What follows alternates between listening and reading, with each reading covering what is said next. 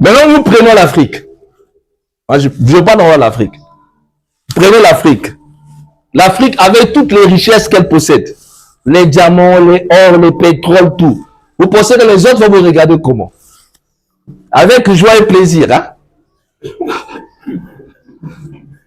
Mais c'est avec la jalousie et la haine. Et si vous n'êtes pas fort, vous faites quoi? Et vous allez subir.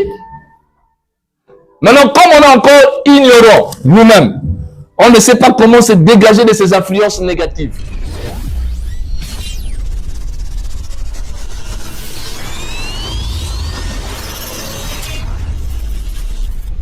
OGVS, ordre du groupe TVR. Que nous sachions qui nous sommes. Le combat de notre existence est un combat qui est très grand.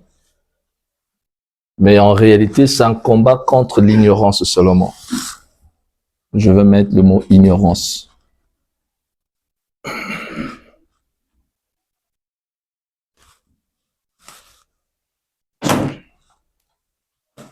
Lorsque nous sommes dans l'ordre du groupe de veilleurs silencieux, qui est notre école de mystère,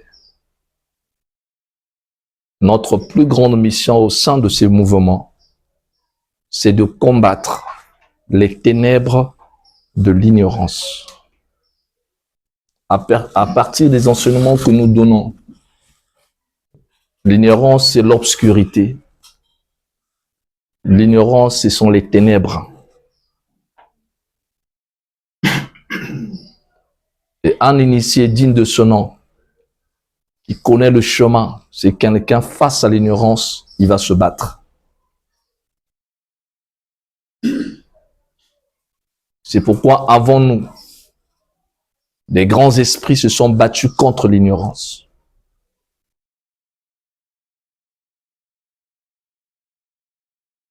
Parce que tant que les gens resteront ignorants, ils vont subir. Parce que la loi spirituelle ne pardonne pas notre ignorance. La loi cosmique ne pardonne pas l'ignorance de quelqu'un. Quand tu es ignorant, tu restes ignorant. Il n'y a pas deux poids, deux mesures. Donc l'humanité, le monde en général, si l'humanité ne prend pas conscience des réalités spirituelles de l'existence, l'humanité subira. Et quand je parle de l'humanité, je ne parle pas seulement de ceux qui sont loin. Je parle de vous et moi parce que nous faisons partie de quoi? De l'humanité. Donc l'humanité, c'est un être. Il y a des milliards d'individus dans le monde, mais dans le plan de l'invisible, on nous voit comme seulement un seul être. Et chaque humain constitue une cellule dans un seul corps. Donc, tel que je suis là, je suis un corps. Dans mon corps, il y a des organes, il y a des instincts, il y a des cellules. Tout ça, ça constitue l'être ou le corps humain. Et l'humanité aussi dans sa globalité. Les différents continents faisant partie de cette humanité, les différents peuples faisant partie de cette humanité, ce sont que des cellules, au point de vue cosmique. Et donc, cette entité qu'on appelle l'humanité doit vivre. Mais elle doit vivre en harmonie avec le tout cosmique. Si elle ne vit pas en harmonie avec le tout cosmique, qu'est-ce qui va arriver? Elle va se détruire. Et ça, c'est la loi divine. C'est pour cette raison que les Congos s'appelaient les Bantous. Bantous. Nous sommes les Bantous. C'est important de savoir ça. Le Muntu. Muntu, c'est quoi? Muntu, c'est quoi? C'est l'humain. C'est l'être humain. Être humain. Dans la tradition Congo, on dira Muntu. Donc, moi, je suis un Muntu, toi, tu es un Muntu. Et si on est nombreux, on devient les Bantous. Donc, le Muntu, là, c'est l'être humain. L'être humain, on divise en deux. Vous avez l'humain et vous avez l'être. L'être est invisible. Tu ne peux pas le voir. L'humain est visible. Tu peux le voir. Tu peux toucher l'aspect humain de la personne, mais tu ne peux pas toucher son être. Mais sans l'être, l'humain ne peut pas se mouvoir. Ce qui anime l'humain, c'est l'être. Muntu. Muntu, c'est quoi? C'est la tête. Muntu, c'est la tête. Donc, c'est un individu qui a une tête. Ça veut dire que toi, tu es un Muntu. Ça veut dire que tu as une tête. Si tu as une tête, la tête est faite pour quoi? Pour penser, pour réfléchir, pour décider, pour diriger. La tête, c'est elle qui gouverne, qui va, qui donne la direction. Un homme qui marche selon sa tête, c'est quelqu'un qui sait comment, qui sait là où il va. Parce qu'il a la tête. Dans la tête, il y a l'intelligence, il y a la sagesse, il y a la connaissance, il y a la compréhension. Il y a tout dans la tête. Maintenant, si un Muntu n'a plus de tête, il va vivre comment? Maintenant, aujourd'hui, le Muntu, si je vais dessiner ça comme ça là, avec la tête, aujourd'hui, le Muntu, on l'a transformé. Il est devenu comme ça. La tête est maintenant en bas. Et c'est quelqu'un qui est renversé. Qu'est-ce qu'il peut faire? Tu n'es pas équilibré. C'est ce que nous sommes devenus aujourd'hui. On a fait ça. Donc le Muntu n'est plus ce qu'il était avant. Parce qu'il a perdu quelque chose. Il a perdu quoi? Il a perdu le Kimuntu. Le Kimuntu. Le Kimuntu, c'est quoi? L'humanisme, le Kimuntu, c'est ça qui fait qu'on soit un humain. Ça dit que le bon sens, les valeurs d'humanisme. Dans l'humanisme, il y a des valeurs. Quand on perd le Kimuntu, on n'est plus un humain. On perd l'humanisme, on n'est plus un humain. On a la forme humaine, mais on n'est plus un humain. Aussi simple que ça. C'est pourquoi les Bantous, c'est quoi? C'est l'humanité. C'est formidable. Un peuple qui s'appelle Bantou. Nous sommes le seul peuple dans le monde entier qui porte le nom humanité.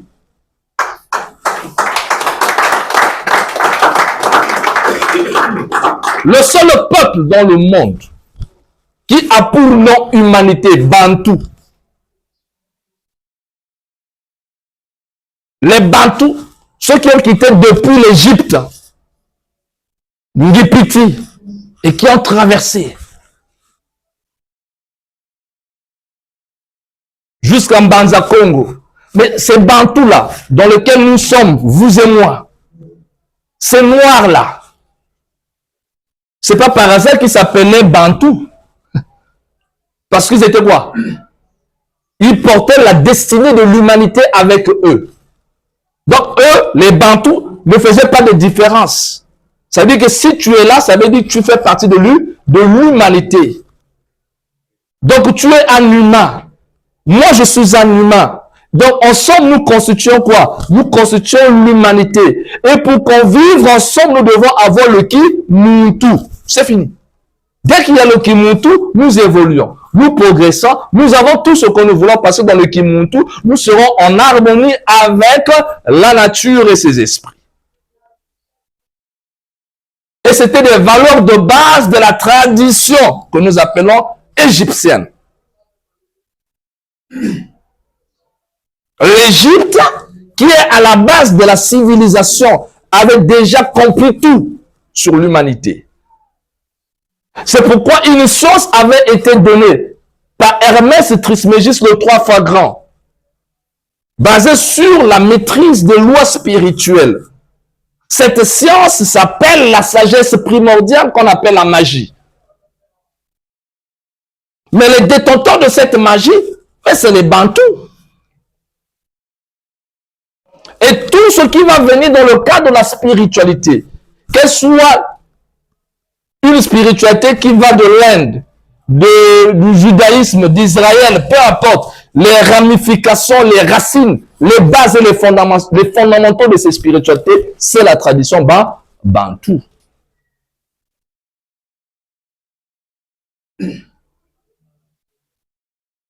Et grâce à cette connaissance des Bantous, les Bantous avaient une maîtrise parfaite du monde qu'on appelle invisible. Invisible. Parce que l'être, je l'ai dit, travaille dans l'invisible. L'humain travaille dans le visible. Autrement dit, tu ne peux pas vivre sans la connexion avec le monde invisible. Pour que tu sois un vrai humain, un vrai Muntu, il faut que tu aies des connaissances et des ramifications avec l'autre plan. C'est ça qui te permet d'être en équilibre avec toi-même. Et quand tu ne connais pas et que tu es ignorant, tu sais que tu vas vivre, mais sans avoir les codes du monde invisible. Et si tu n'as pas les codes du monde invisible, tu vas te détruire. Et la destruction va passer par quoi? Par l'envoûtement. L'envoûtement. L'auto-envoûtement. Le contre-envoûtement. C'est ces trois notions qu'il va falloir comprendre. C'est qu'à la base de l'humanité, les anciens qui connaissaient la science spirituelle avaient pris des dispositions pour que l'humanité puisse vivre en respectant un certain nombre de principes et de codes. Sans ces codes-là, nous allons plonger dans le chaos. C'est pourquoi la tradition égyptienne veillait à ce qu'on appelle l'ordre cosmique, l'ordre universel. Si l'ordre n'est plus respecté, si l'ordre n'est plus appliqué, il va régner ce qu'on appelle le chaos. Le chaos qui symbolisait l'obscurité. Le chaos symbolisait les ténèbres. Le chaos symbolisait quoi? Les maladies, les problèmes, tout ce qui peut contribuer au malheur des humains. C'est ça le chaos. Et l'ordre se symbolisait par quoi? Par la lumière. Par la joie. Voilà pourquoi lorsque le soleil arrivait le matin, les ancêtres devaient tourner le regard vers l'est pour saluer la venue du soleil. Parce que le soleil apportait avec lui quoi? La vie, le renouveau. Et donc le soleil qui apparaissait venait pour combattre l'obscurité qui est l'ignorance, la médiocrité, l'erreur.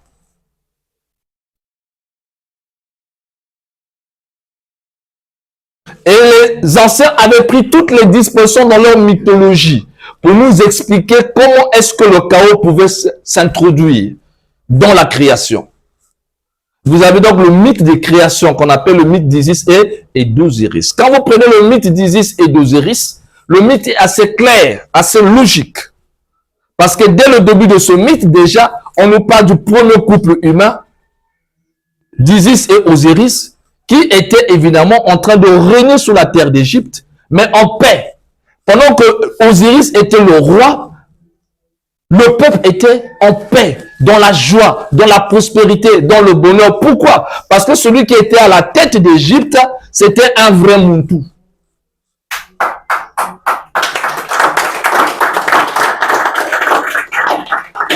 Osiris ne gouvernait pas selon sa tête, selon sa façon. Non, il gouvernait en harmonie avec les lois cosmiques. Il devait donc simplement maintenir cet ordre universel. Et ça suscitait quoi? Le fait que tout allait bien, ça suscitait quoi? Ça suscitait la jalousie. La jalousie de qui? De son propre frère. Qui s'appelle qui? Seth. Le symbolisme de quoi? Du chaos primordial. Le symbole de l'obscurité. Le symbole du mal. Donc Osiris, c'est le symbole de la lumière. Et Seth, c'est le symbole de quoi? De l'obscurité et des ténèbres. Ça, c'est avant même qu'on puisse parler de la Bible. Avant même qu'on sache que peut-être il y aura même un Moïse. Nous sommes dans c'est-à-dire que le début de la tradition égyptienne, c'est plusieurs millénaires de cela. Déjà, les Égyptiens comprenaient la loi cosmique. Et ces mythes devaient être enseignés chaque jour. Les Égyptiens, on devait leur transmettre ça. Pour qu'ils comprennent comment le chaos s'installe. Et que chacun devait faire attention. Seth va s'arranger de jouer ce qu'on appelle le premier coup d'état de l'histoire. Ça n'a pas commencé aujourd'hui le coup d'état.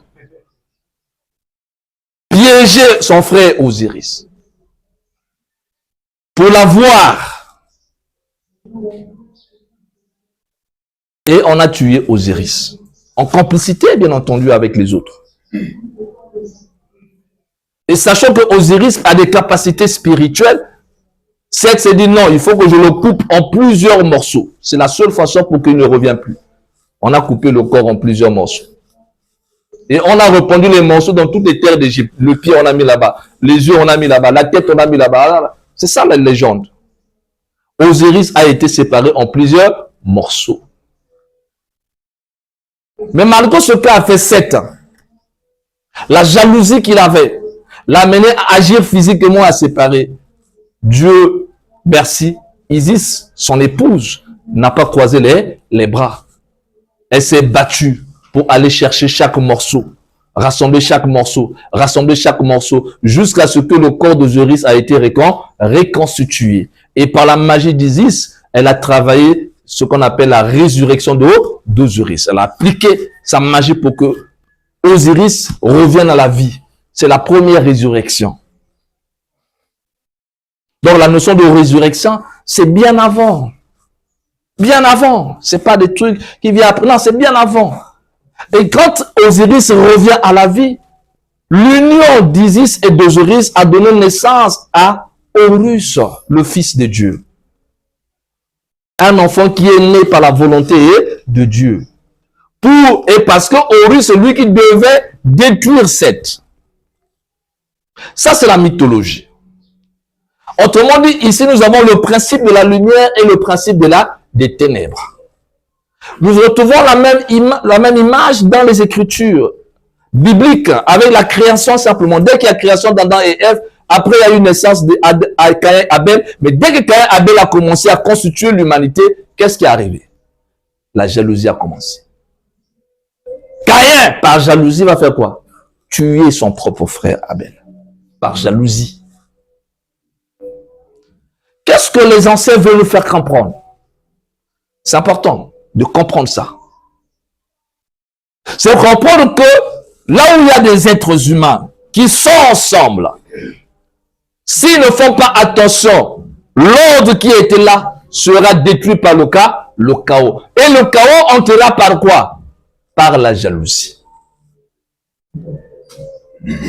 Par la haine. Par l'envie. Et l'envie, la haine et la jalousie, ce sont des énergies vibratoires négatives.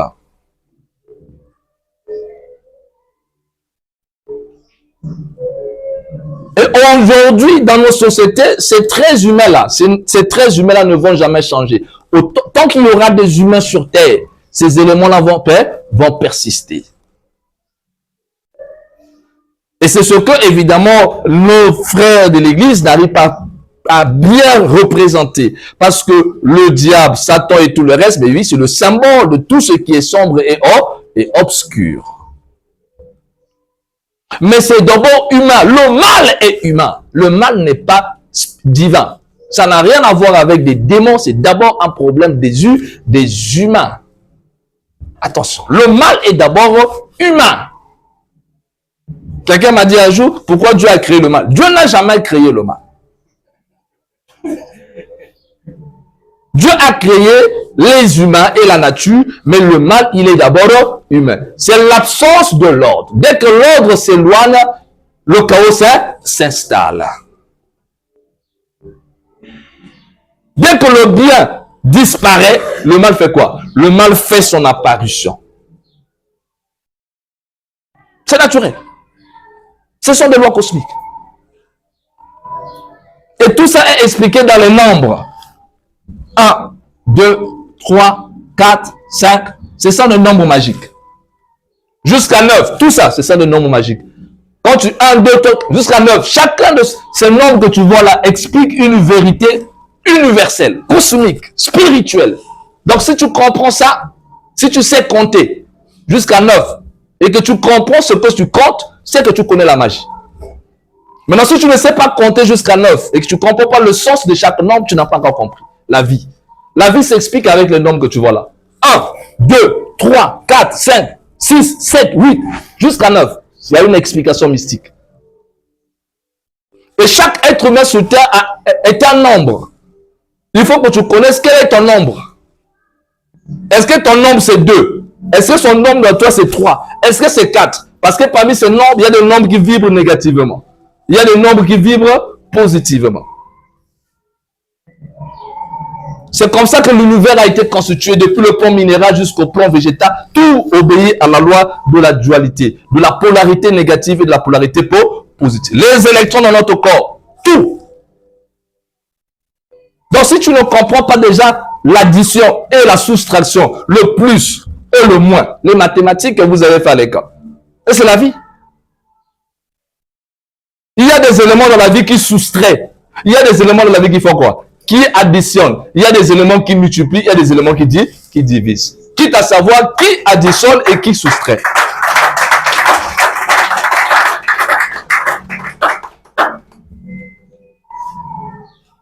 Quand quelqu'un commence à rentrer dans le chemin de la spiritualité authentique et vraie, tu commences à faire de la spiritualité. Ça veut dire que tu commences à additionner. Maintenant, quand tu refuses de faire de la spiritualité, ça veut dire que tu vas quoi? Tu vas commencer à soustraire. Tu deviens donc un principe de polarité quoi? Négative. Toi, tu fais que de la soustraction. Et les gens qui font de la soustraction, ce sont des gens qui vivent dans la haine, la jalousie, la méchanceté. Ce sont eux. Leur objectif, c'est soustraire. Pendant que le monde veut se construire, eux, ils détruisent. Parce qu'ils sont alimentés par la polarité négative. C'est tout. Et la loi cosmique dit, quand tu commences à utiliser le moins, c'est qu'au retour, tu dois quoi? Tu dois sur le moins. Le moins, tu vas aussi avoir le moins. La loi de l'univers, si toi tu soustrais, la loi aussi va te soustraire. Tout dépend de quelle opération que tu fais dans ta vie. Il faut comprendre ça. Et ce que nous avons besoin, c'est de pouvoir additionner. Et additionner, c'est vivre dans la spiritualité. Plus il y aura des gens qui vont faire de l'addition, ça veut dire plus nous aurons des humains qui sont comment? Positifs. Et si nous avons des humains qui sont de plus en plus positifs, nous aurons une humanité qui est comment? Positive. Ça veut dire que Osiris était la polarité positive, le plus, et Seth était quoi? La polarité négative. Quand Osiris gouvernait l'Égypte, le peuple était prospère. Pourquoi? Parce que le roi était vibré positivement. Quand il a perdu le pouvoir, Seth a pris le règne d'Égypte. Le chaos s'est installé. Les gens ont commencé à créer la faim, la misère et la souffrance. Pour revenir dans le cas de l'envoûtement, c'est la même chose. Parce que l'envoûtement, c'est quoi? Mais c'est une énergie négative émise envers l'autre dans l'intention de faire quoi? De nuire à son bien-être spirituel et physique. Donc, lorsque quelqu'un envoûte, il cherche à nuire. Et ça, c'est l'envoûtement négatif. Cherche à nuire à ton bien-être d'abord. Détruire l'être, mais aussi même arriver à détruire l'humain que tu es. Donc, ça affecte d'abord la partie invisible de ton corps jusqu'à avoir des effets sur ton partie physique. Sachant que le visible est toujours influencé par l'invisible. Et celui qui fait de cet envoûtement ou qui alimente ce courant, il est en train d'utiliser la polarité quoi? Négative. Face à l'humanité, est-ce que c'est un bienfaiteur de l'humanité ou un malfaiteur? Un malfaiteur de l'humanité. Mais comme il n'a pas la possibilité de venir te tuer physiquement, de venir prendre tes biens physiquement, de venir arracher ce qui t'appartient physiquement, parce que sinon tu vas dire non, mais c'est pas possible. Il n'a pas le courage de te dire en face que je ne suis pas d'accord avec ce que tu fais. Je suis contre toi. Il sait qu'il ne peut pas le faire. C'est ton parent, vous êtes ensemble, c'est ton frère, c'est ta soeur, c'est ta maman, mais il ne peut pas avoir le courage de te dire moi ça je ne veux pas. Quand je te vois avec ça, ça me met en colère. Physiquement, il ne peut pas le faire. Si tu viens te toucher physiquement, tu peux le cabosser. Mais dès que tu es plus fort que lui. Alors, qu'est-ce qu'il va faire? Il va emprunter un autre chemin. Il va le faire d'une autre manière. Et la manière qu'il va utiliser, c'est en émettant ces énergies-là contre toi. En vibrant négativement contre toi, en te souhaitant le malheur, en te souhaitant l'échec, en te souhaitant tellement des choses qui peuvent t'arriver. Il pratique ce qu'on appelle de la sorcellerie, mais inconsciente.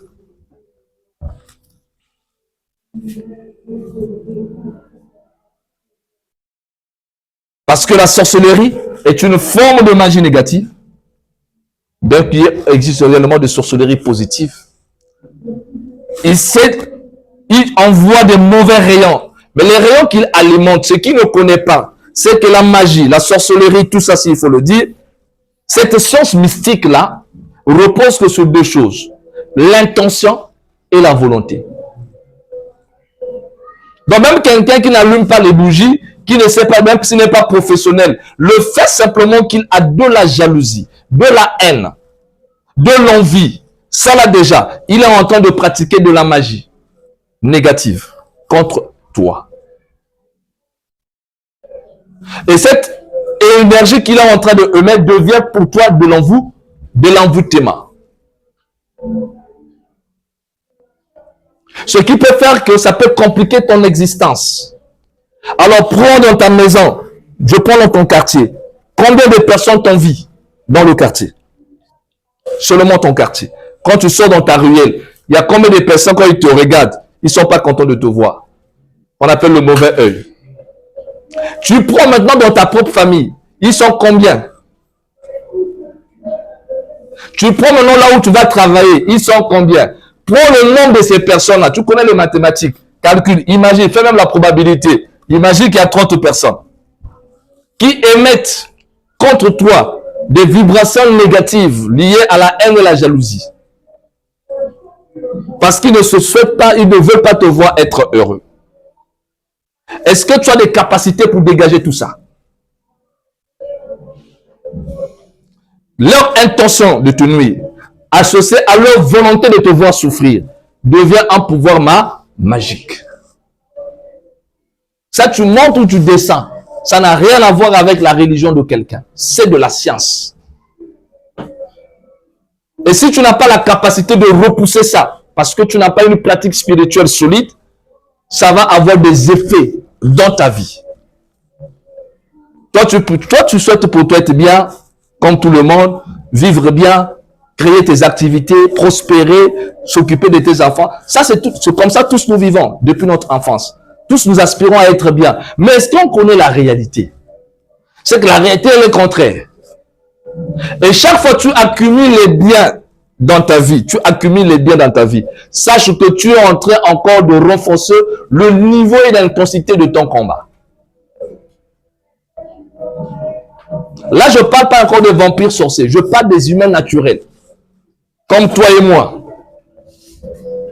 qui ne maîtrisent aucune science. Mais déjà que par leur ignorance, parce que ce sont des ignorants, eux-mêmes d'abord, Et comme ils sont ignorants, ils te voient toi en train de pouvoir te battre pour être bien. Du coup, automatiquement, c'est automatique. Ça suscite automatiquement la réaction négative.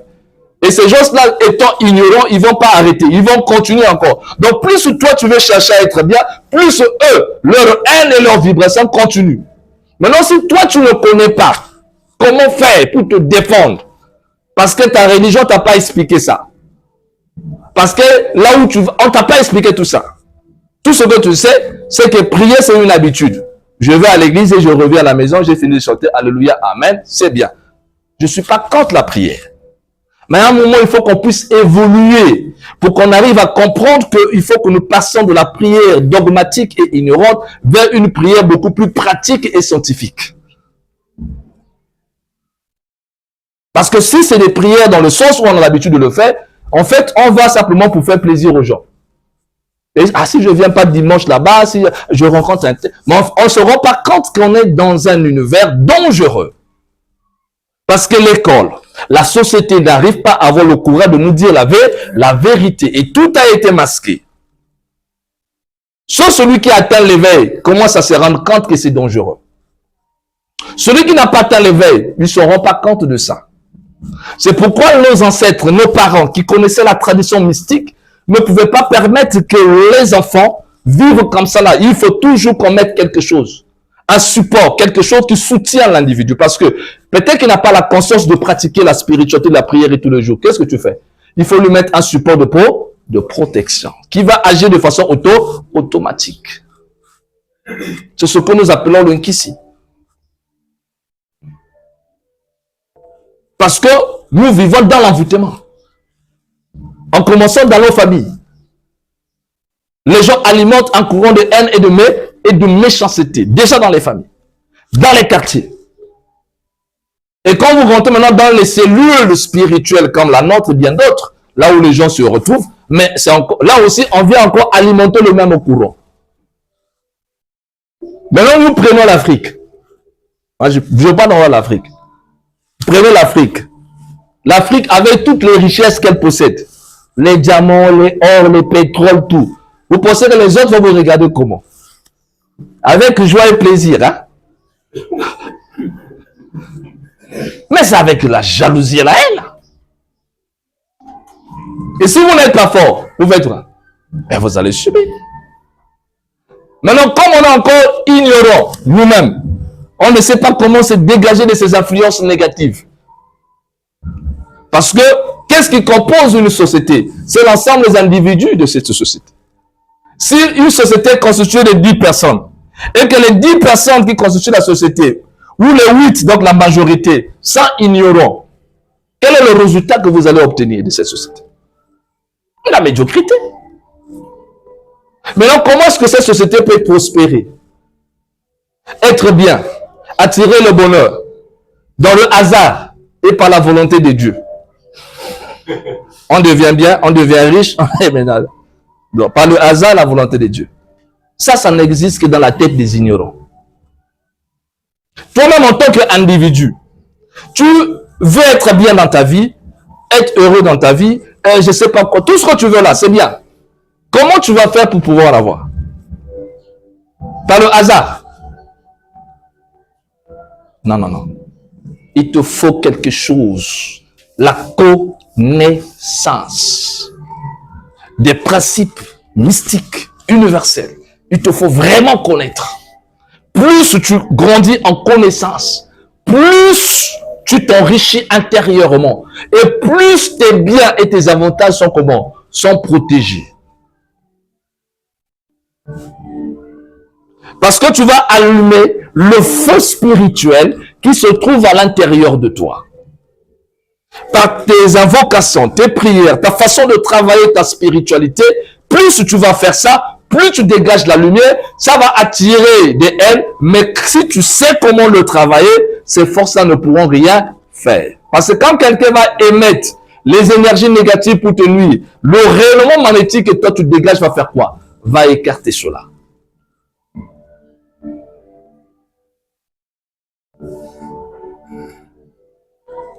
Et donc, quand nous essayons de regarder, là où les gens disent problème, en réalité, la vérité, c'est l'envoûtement.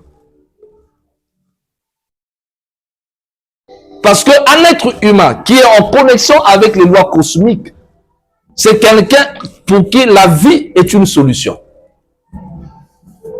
Quand tu connais la spiritualité, vrai, quand tu connais les lois divines, vrai, quand tu as vraiment étudié le mystère dans les traditions mystiques, même dans la Bible, tous ces secrets se trouvent, malgré que ça a été mal interprété. Quand tu as compris ces choses-là, c'est que la vie, pour toi, est une solution. Maintenant, pour celui qui ne connaît pas et qui est ignorant, la vie pour lui, c'est quoi? Est un problème. Et comme on fait les mathématiques, soit tu as la solution, soit tu as quoi? Tu as le problème. Donc, on pose un problème, on te dit de faire quoi? De résoudre. Pour résoudre le problème, il te faut avoir quoi? La formule qui te permettra de résoudre le problème. Si le problème te dit il faut résoudre le problème de 4 fois 4, si tu n'as pas la table de multiplication, tu fais comment? Hein? 2 fois 3. Mais il faut avoir la formule. La formule, c'est la table de multiplication. Si tu as la table de multiplication dans la tête, dès qu'on posera le problème, tu fais quoi? Tu appliques la formule et tu as le résultat. C'est vrai ça? Maintenant, si toi, tu n'as pas la table de multiplication qui est la formule magique qui te permet de résoudre des problèmes, quand on dira 3 fois 3, tu vas 3 fois 3, 3 fois 3, 3 fois 3, 3 fois 3, 3 fois 3. Tu tournes, tu vas, tu reviens. Voilà, je prends la feuille, je mets là 3 fois 3, je te laisse là. Tant que tu n'avais pas étudié la table de multiplication, tu ne feras pas une prière qui va marcher. Non, tu ne feras pas une prière qui va marcher. 3 fois 3. Vous priez seulement la réponse 9.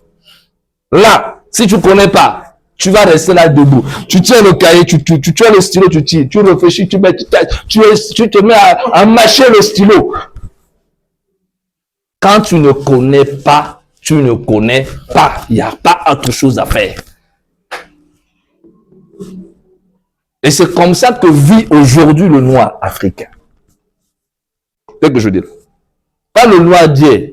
Parce que l'Africain d'hier avait la connaissance. L'Africain d'aujourd'hui, il est rentré dans. On l'a retiré la table de multiplication qui est la formule magique pour résoudre le problème de l'existence. Et après, on lui donne tous les jours des problèmes. Et il regarde, il dit, Seigneur, comment je vais faire? Seigneur. Non, il faut appliquer la formule. Est-ce que tu en as?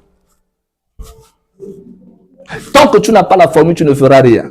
Tu verras les autres prospérer, évoluer, marcher, rire, être content, vivre. Toi, tu restes dire, comment ils font? Tu te bats avec la... Ça va pas marcher. C'est pas comme ça. On t'a menti. Je préfère te dire la vérité. Quand t'avais menti. Et ceux qui l'ont menti, ça, ce sont les Occidentaux. Ils sont malins. Ces êtres que vous voyez. Je ne suis pas contre les Blancs. Mais ils sont malins. Tellement malins qu'ils nous ont mis dans un système d'existence qui nous tue. En commençant par la religion chrétienne, catholique. Voilà la religion la plus dangereuse au monde. Non, je suis obligé de dire. Et je reviendrai pour aller dans les détails de cette église. Parce que la religion chrétienne catholique s'est servie d'un livre qui ne lui appartient même pas. Et qu'il interprétait à sa manière et à sa façon pour venir mentir les pauvres Africains. Qui étaient déjà avancés dans leur spiritualité. Qui connaissaient même mieux Dieu. Parce que Dieu, c'est la nature. Ça veut dire que Dieu, c'est la nature. En tant que principe de la nature, nous les Africains, nous étions déjà avec Dieu, donc avec la nature.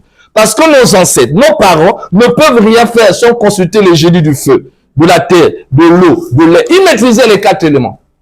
Dans toutes leurs pratiques. Et le 5e élément qui restera toujours un mystère. Donc en fait, ils avaient déjà Dieu. La connaissance parfaite de Dieu, ils en avaient déjà. Mais c'est des grands initiés. Ils savaient parler à l'eau. Ils savaient parler à la terre. Ils savaient parler au feu. Ils savaient parler au soleil, le secret du soleil. Ils savaient parler aux plantes. Mais c'est ça la formule. Mais on a tout ravi, on a tout récupéré, on a remplacé un livre qu'on appelle la Bible. C'est pas mauvais. Mais c'est l'interprétation qu'on a donnée à ce livre-là qu'on nous a fait avaler qui est dangereuse. Parce que dans cette interprétation, on a dit tous vos malheurs, tout ce que tu veux là, tous vos malheurs, le qui est responsable de ça s'appelle Satan. Le diable. Tous tes problèmes là, tu es malheureux, tu souffres, tu marches, tout ça, c'est Satan. Donc il faut commencer à le chasser. Allez, Satan, Satan, Satan, tout le bon maillot. Depuis qu'on cherchait à vouloir bomber Satan, Satan n'est jamais mort. Les problèmes ne font que s'accumuler. Mais les gars restent persévérants. Ils continuent à espérer qu'un jour ça va. Mais non! C'est fini! Le gars qui a mené la chose, c'est que ça n'existe pas. Il a simplement alimenté ça, et le donc c'est un schéma déjà conçu comme ça. Donc la première peur de la personne, c'est la peur du diable et de Satan. Il dit c'est lui. Si je n'ai pas le boulot, c'est lui. Si je c'est lui. Et donc tous les jours, il se bat contre quelque chose qui n'existe pas. Imaginez. Tu tapes dans l'air. Bon, tu vas gagner quand? Tu n'as pas un adversaire qui est vrai. Faut sérieux? Pendant que les gens sont en train de réfléchir économie, finance, ils sont en train d'avancer. Hein? Parce qu'ils ont des formules. Toi, tu es en train de rester en train de combattre le vent. À la fin, tu es parti. Sans avoir vécu sur terre, pleinement, sans avoir expérimenté ce voyage ici-bas.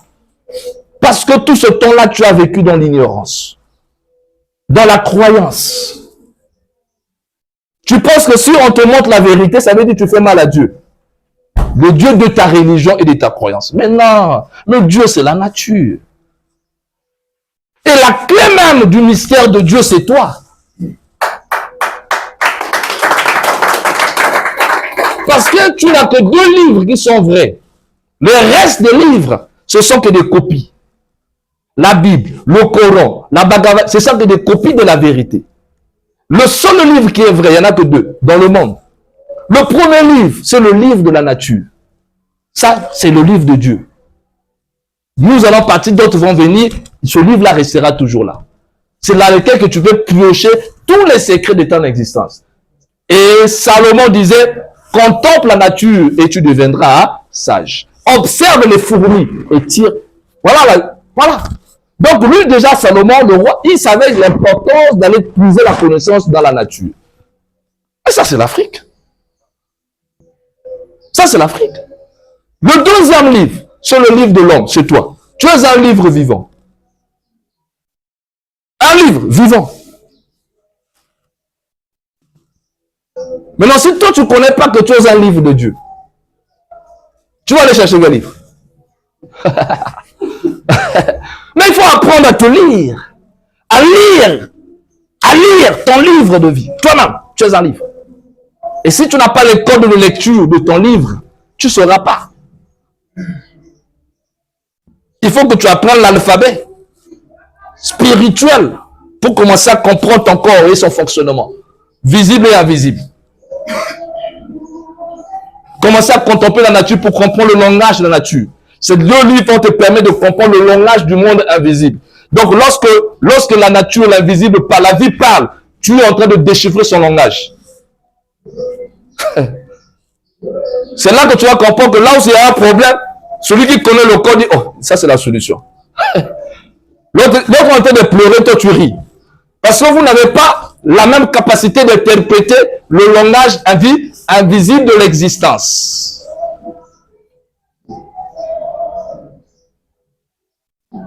Et ça demande ce qu'on appelle quoi? La sagesse. C'est pas l'intelligence, ça demande de la sagesse. Donc tu peux avoir des diplômes, mais tu ne comprends pas la vie. Tu ne comprends pas l'existence et son langage. Il te faut de la sagesse, le mag, la gnose, la connaissance supérieure. Parce que l'invisible a un langage qui est toujours codé. Voilà pourquoi quand tu rêves, les rêves, tu vois les rêves là, c'est le langage des esprits, c'est une seconde vie. Donc si tu n'es pas sage, tu ne vas pas interpréter ton rêve, tu ne sauras pas. Ça fait ça. C'est renversé. Donc si tu prends le rêve tel qu'il s'arrive, tu vas commettre des erreurs. Parce que le symbolisme des rêves, tu n'es pas maîtrisé. Donc il te faut, ça te pousse à méditer pour savoir qu'est-ce que voulait dire ce rêve.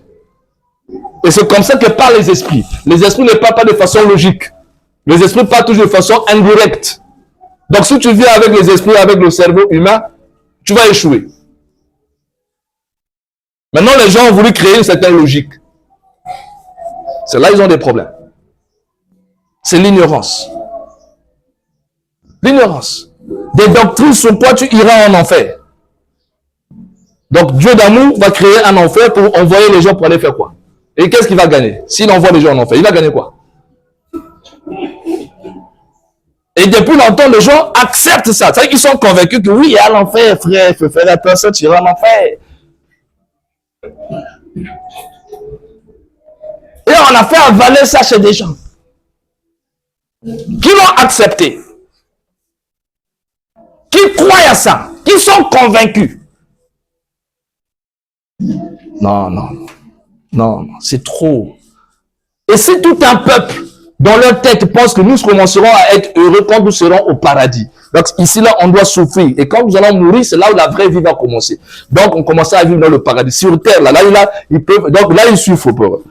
Si quelqu'un déjà commence à raisonner comme ça veut dire quoi? Il n'aura pas des ambitions pour construire, ça veut dire qu'il n'aura pas des ambitions. Il attend simplement l'enlèvement. Donc il va dire, non, j'attends l'enlèvement, frère. Bientôt ça va arriver. Les 6 sont déjà proches, hein. Tu as déjà vu, non? Tu as entendu, il y a la 3e guerre mondiale. Tout ça, on l'avait déjà dit. Alléluia. Non. Un humain, tu vis en attendant l'enlèvement. Donc ton rêve de vie, c'est ça. C'est avoir une maison au paradis. Et les enfants, tu vas les laisser auprès de qui? Et tu dis que non, c'est pas possible. C'est pas possible. Et parmi les gens, ça, tu vois des intellectuels là, avec des gros ventres. Témoin de Jéhovah. Témoin de Jéhovah. Non, mon frère, il y a une bonne nouvelle. Il n'y aura plus des infirmes, il n'y aura plus de maladies, il n'y aura plus de ceci. Quand? Au paradis. Moi, je pensais la bonne nouvelle, c'est que vous avez la solution maintenant là, pour que tous les sous qui étaient boiteux commencent à marcher. Maintenant là, ceux qui avaient des yeux qui ne voyaient pas, qui voient. Maintenant là, vous m'amenez au paradis. Je ne sais pas à quel moment. À quel point, ici je serai encore là. Et la personne est convaincue de ça et il commence à travailler dans l'idéologie. C'est pas possible. Pendant ce temps, chaque jour, il souffre. Il meurt de faim. Il n'a rien. Non. C'est la pauvreté extrême. Mais il ne réfléchit pas. Où est-ce qu'il a mis la tête? Le muntu. Il n'y en a plus. Tête renversée. Et il chante pour ses propres malheurs. L'Afrique. C'est ce que nous sommes devenus.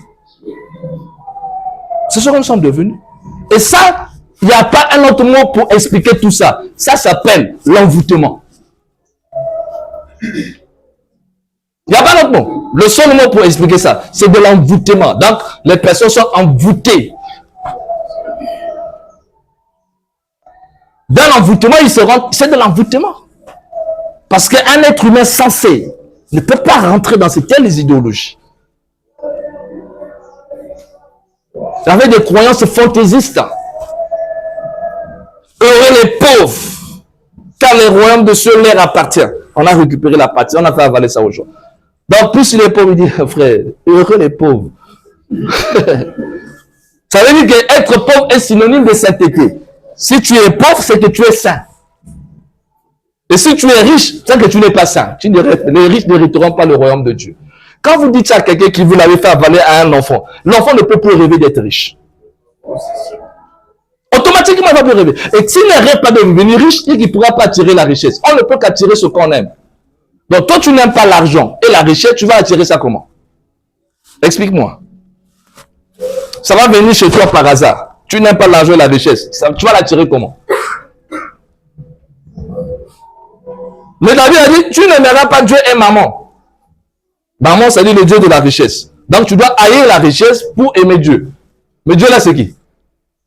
Mais Dieu là, c'est la richesse. Et la même Bible dit, à moi la richesse, à moi je ne sais pas pourquoi là. C'est la contradiction. Mais le vrai Dieu, c'est l'abondance et la richesse. C'est ça le divin. L'abondance et la richesse, c'est Dieu.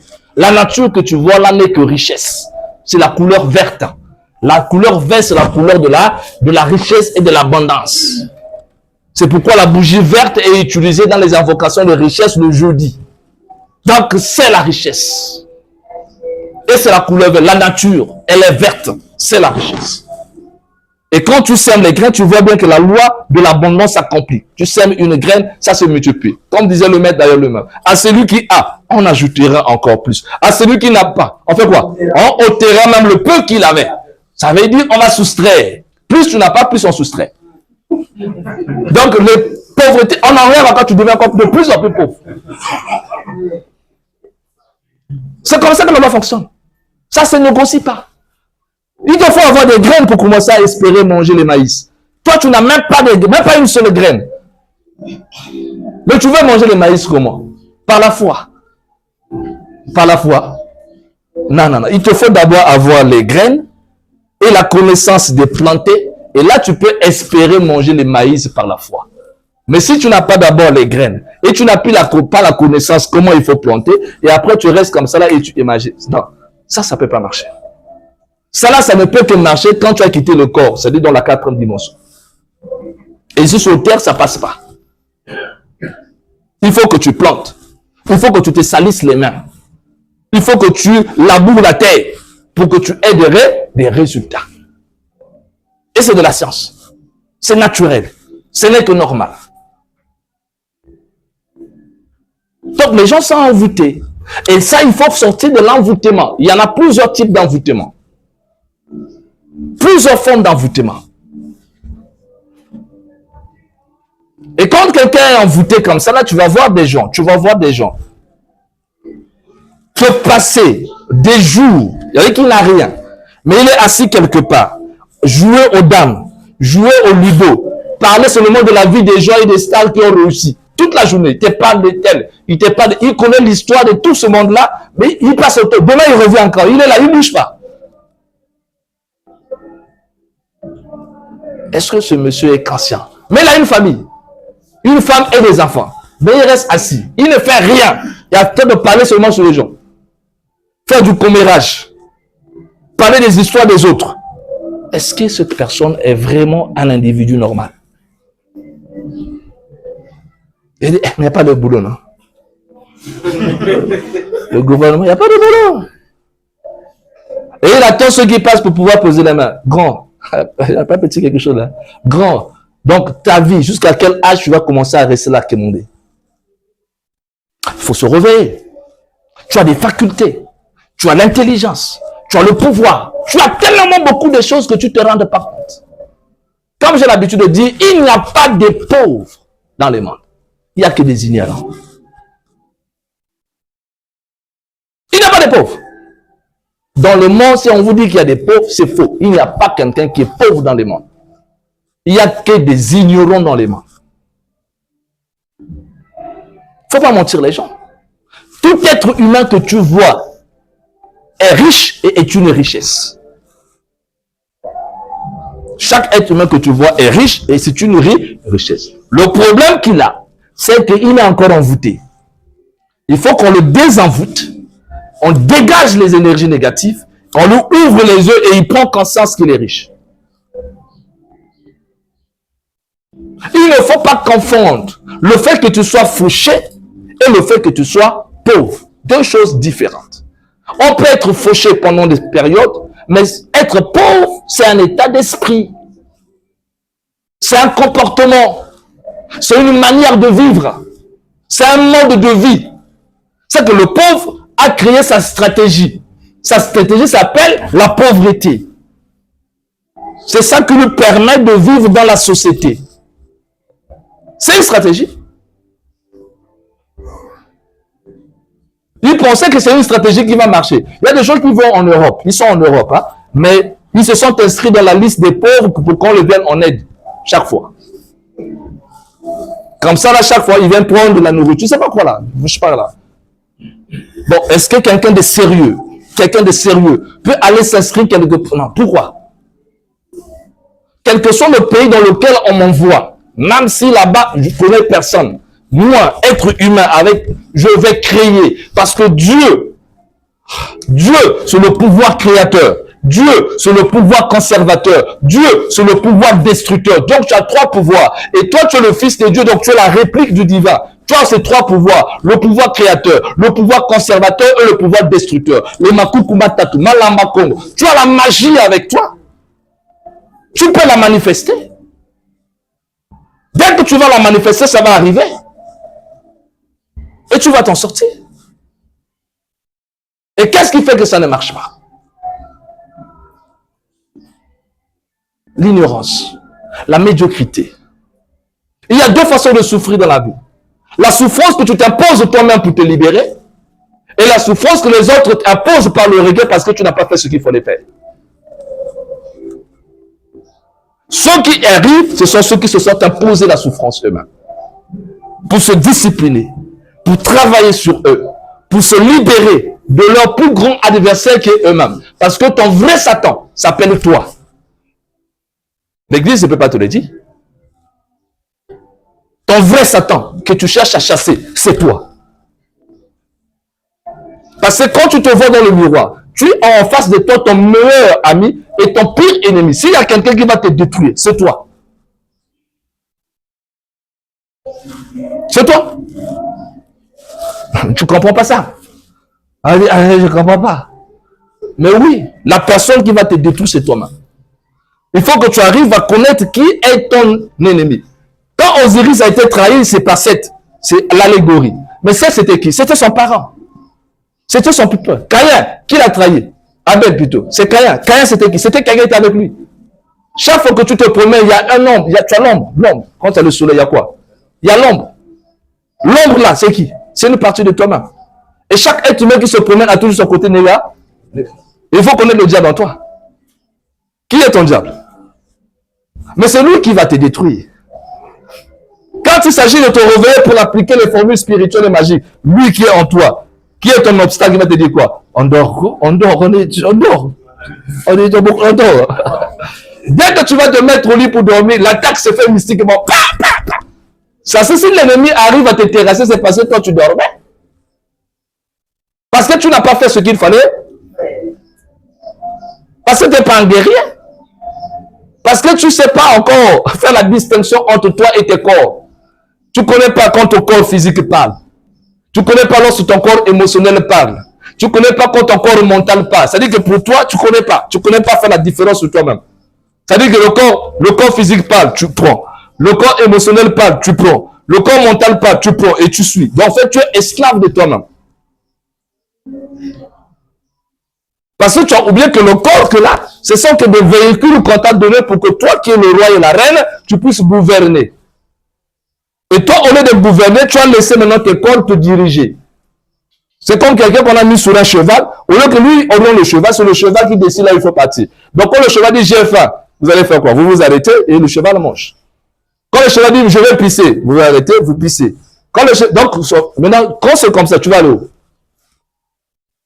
Tout ça pourquoi? Parce que tu n'as pas la connaissance spirituelle vraie. Et dans l'ésotérisme, la voie ésotérique te permet d'être capable maintenant d'avoir ce qu'on appelle la discrimination, c'est-à-dire le discernement, pour que tu saches quand le corps physique passe. Il dit ça, c'est le corps physique qui a parlé. Quand le corps émotionnel va parler, tu sais que ça, c'est le corps émotionnel qui a parlé, c'est pas moi. Et quand le corps mental va parler, tu sauras, c'est le corps mental qui a parlé. C'est ça la tentation de Jésus sur la montagne après les 40 jours dans le désert. 40 jours de faim. Le diable, soi-disant, le serpent l'a mené. On dit le serpent l'a mené. Et le serpent a commencé à faire quoi? La tentation. Si tu es le fils de Dieu, mange du pain. Et transforme plutôt les pierres en pain. Mais c'est ça. Si lui, il n'avait pas la connaissance, il devait écouter la voix du corps qui lui demandait de manger. Manger, c'est le corps physique. Là, c'est le corps physique. Parce qu'il a faim. 40 jours sans manger, mais tu as faim. Et la tentation passe par là. C'est normal. Maintenant, quand on lui dit, utilise la magie pour transformer les pierres là, et ça devient des pains que tu manges. Donc, tu es quand même puissant. S'il avait seulement écouté la voix de son corps, il allait commencer à faire des incantations sur les pierres, les cailloux, pour que les cailloux deviennent des pains pour montrer que lui, c'est un grand pratiquant. Il est le fils de Dieu. Non. Après, les cailloux deviennent des morceaux de pain et il se met à manger. Dès qu'il allait faire ça, violation de loi cosmique. Dès qu'il allait le faire, violation immédiate de loi spirituelle. Pouvoir mal utilisé à des fins comment? Égoïstes et personnels. Le Seigneur du karma rentre en action, il est puni.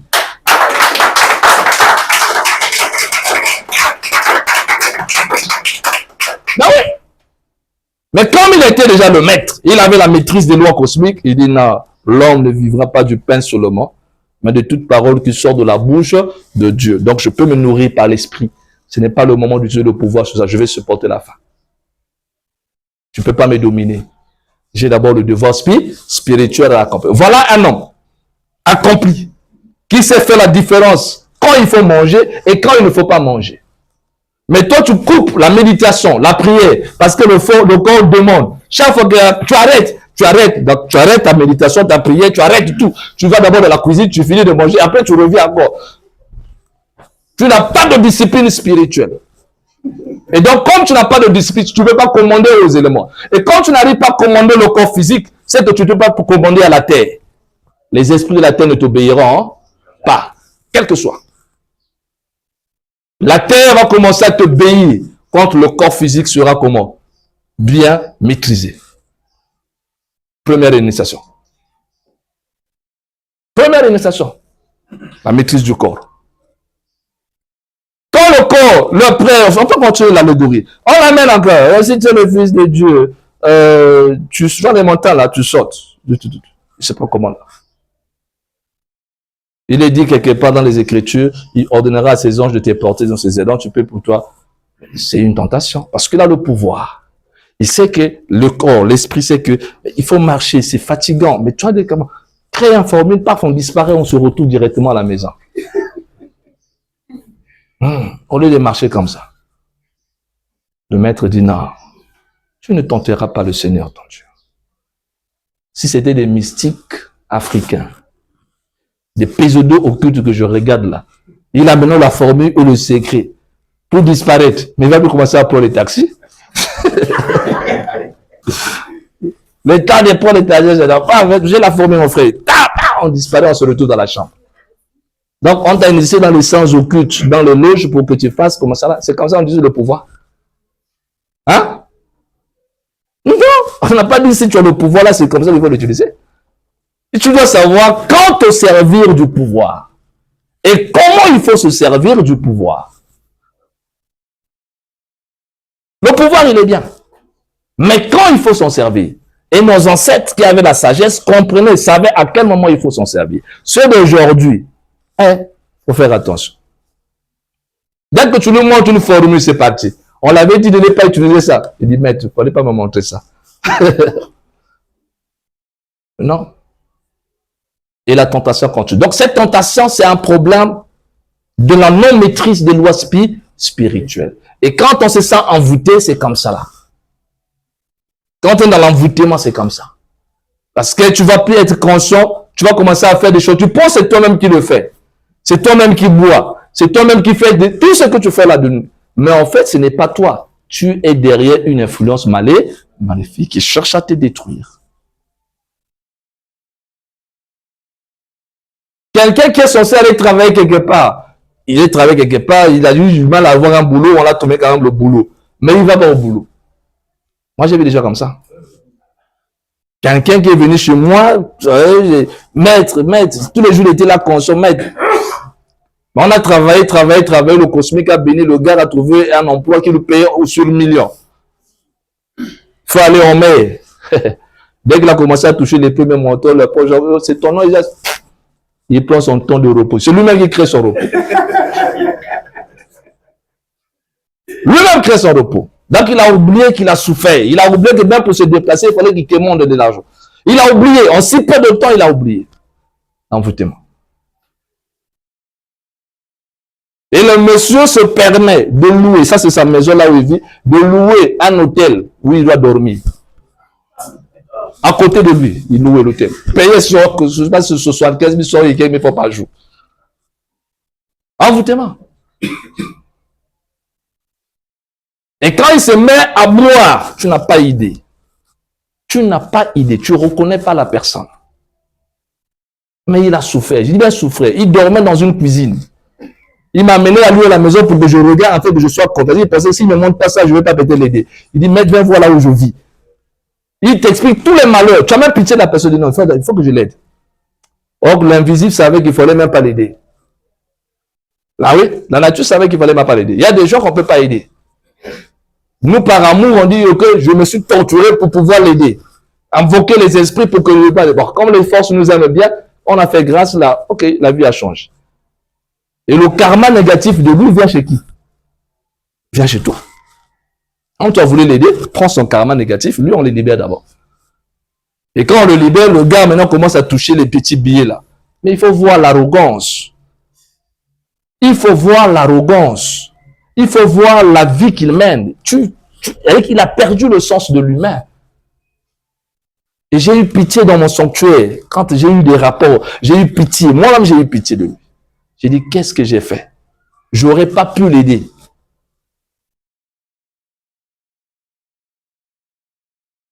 Et quand quelqu'un d'autre est venu le voir pour dire, mais toi, tu as fait comment pour être comme ça là? Qui t'a aidé comme ça là? Il dit, faut faire attention. Est-ce que tu es prêt pour sacrifier des gens?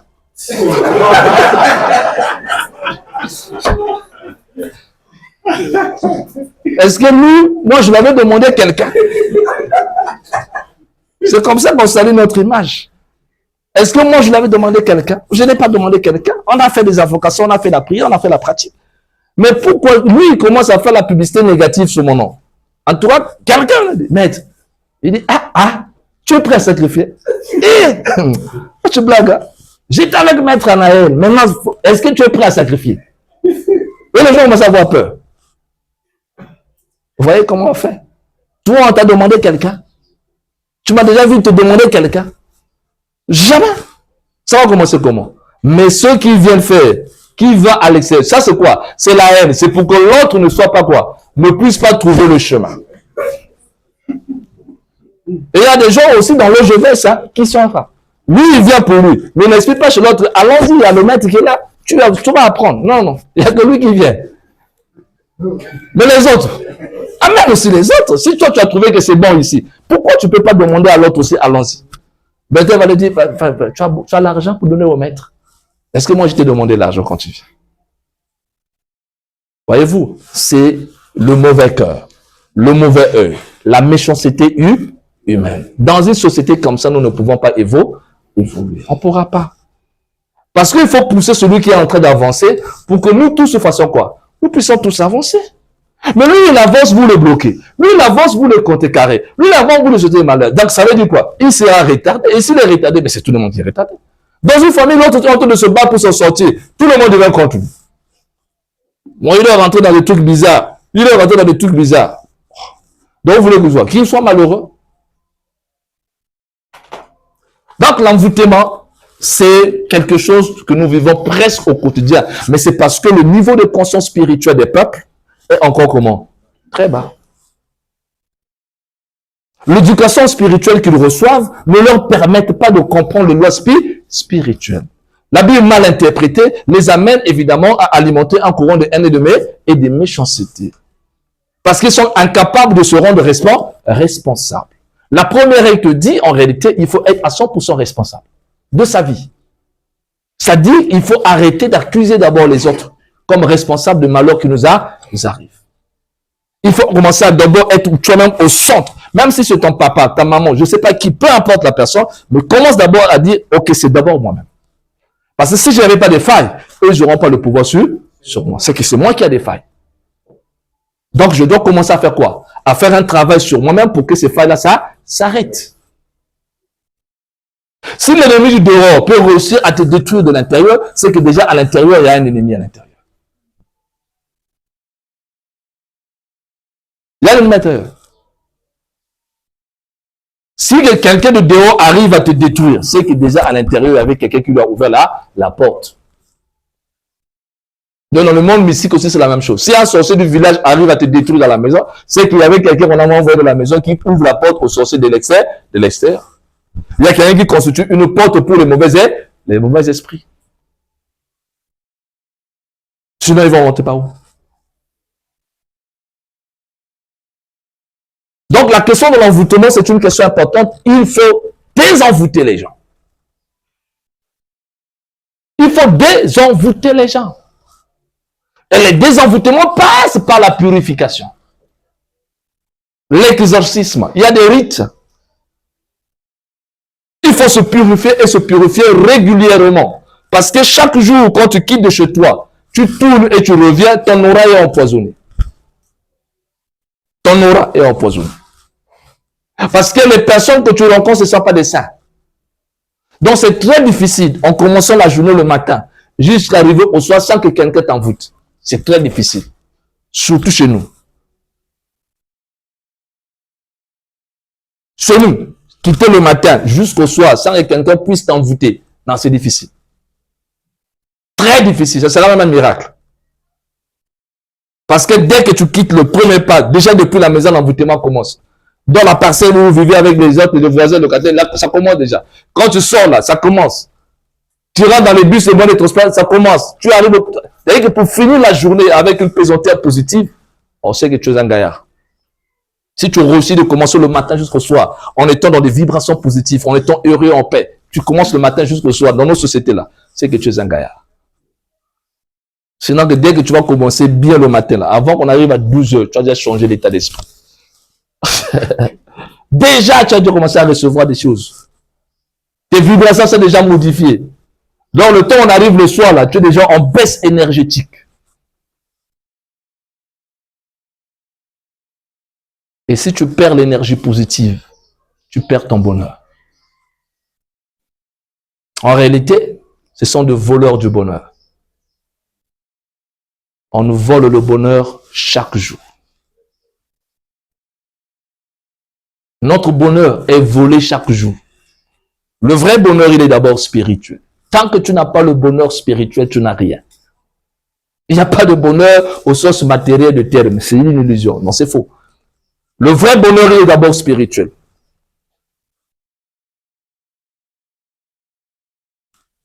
Et là où quelqu'un a le bonheur, il a la paix.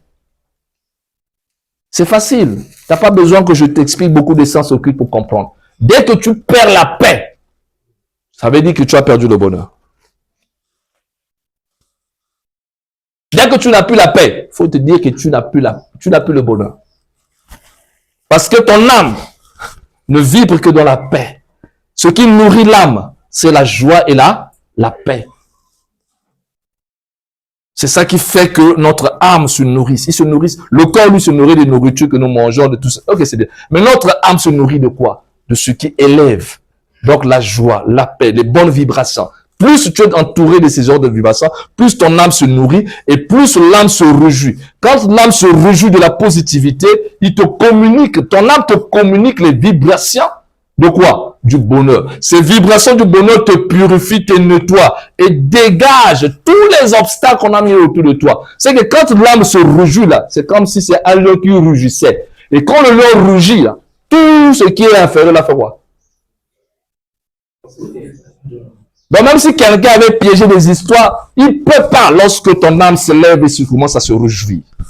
L'extase de l'âme, c'est ça la solution de la vie.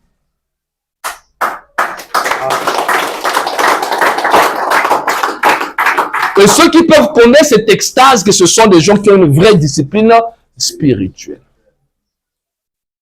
Et quand cette vibration descend, il crée l'harmonie, la paix profonde.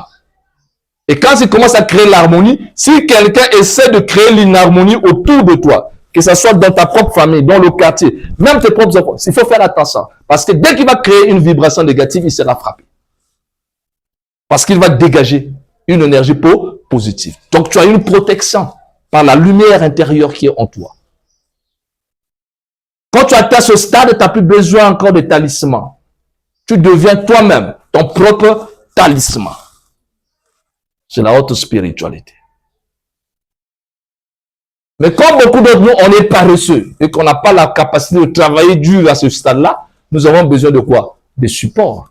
Parce que sans ça, ça sera difficile. Quand on est encore dans les préliminaires, il faut des supports magiques.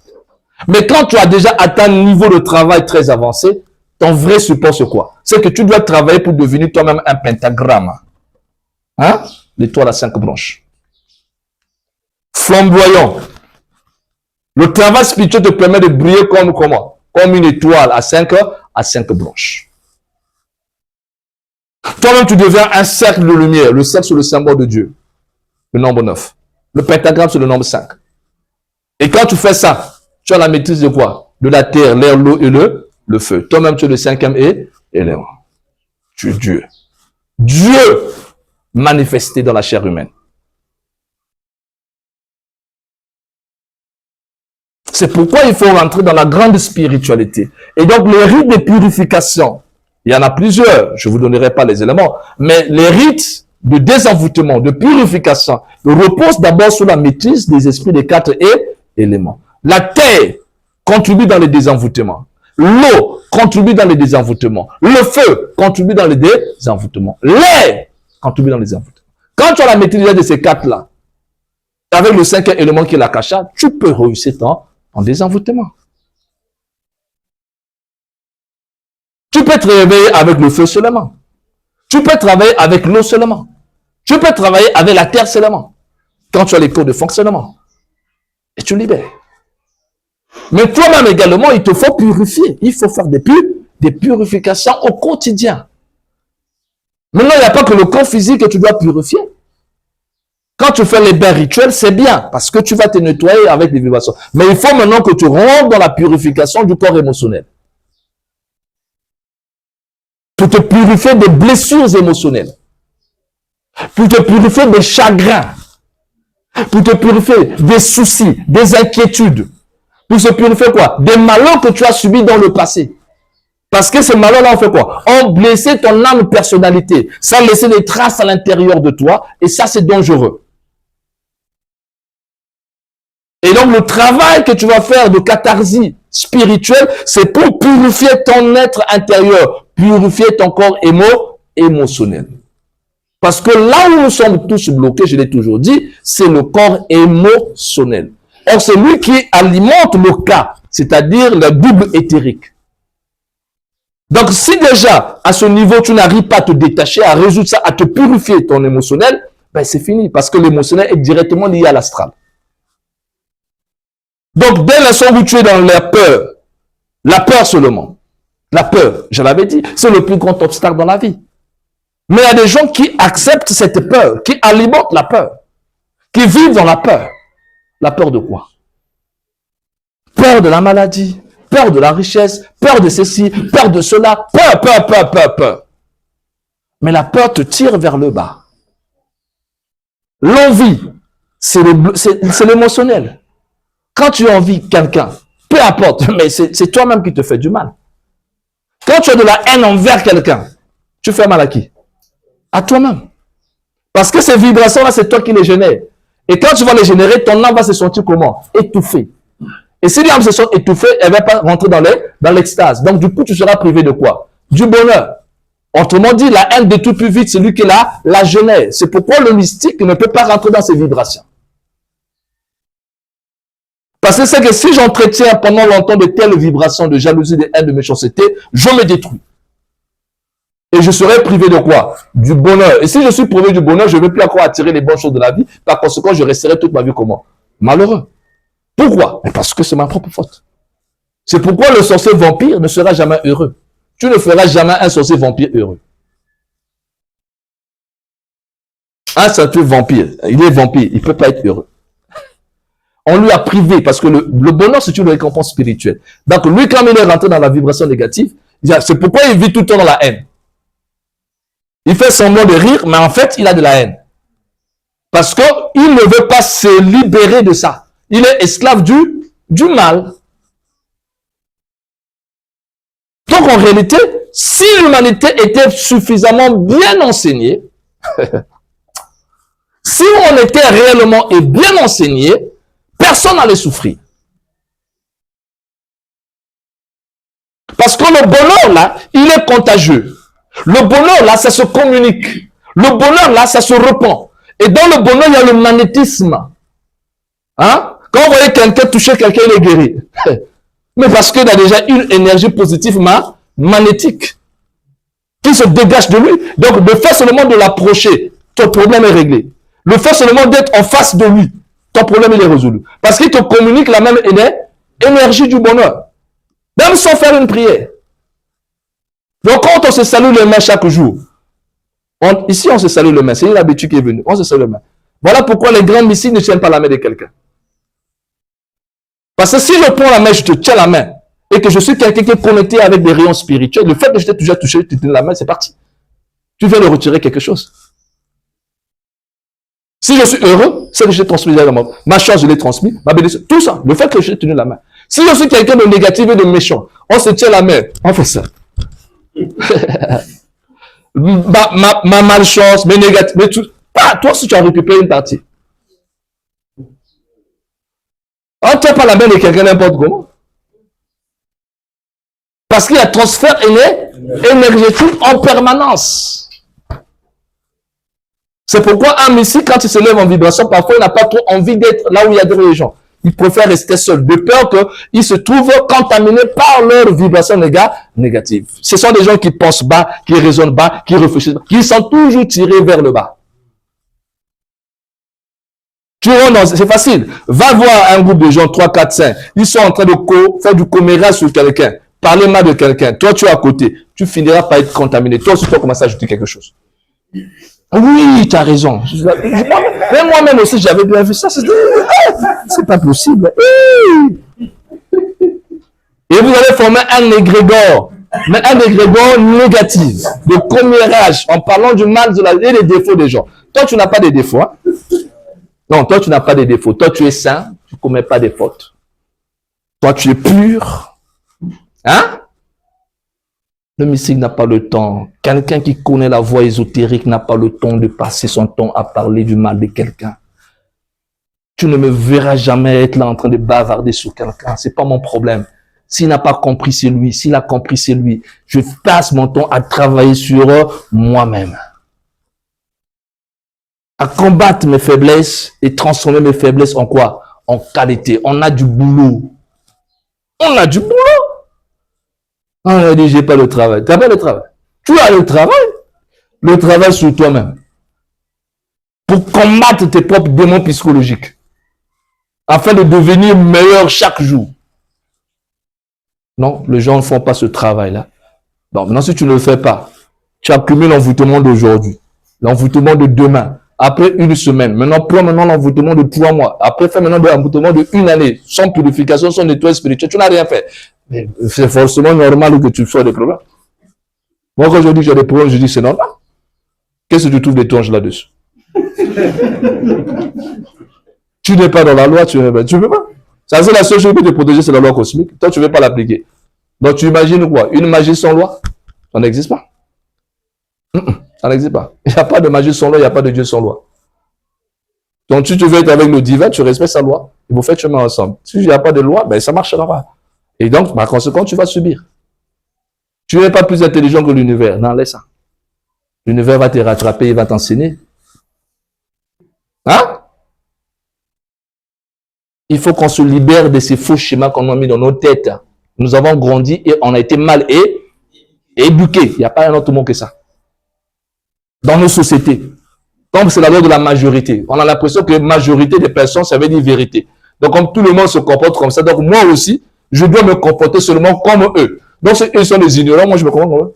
Si eux, ils vont dans le trou, moi aussi je vais dans le trou. Comme des moutons de panurge. Le premier est tombé, les autres ne peuvent pas prendre le rêve, mais là-bas, les autres sont tombés. Tous vont.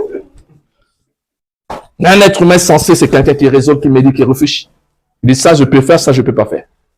Ça ne sera pas bien pour moi, pour ma santé spirituelle. Ça ne sera pas bien pour ma santé mentale. Ça ne sera pas bien pour ma santé émotionnelle. Ça ne sera pas bien pour ma santé physique.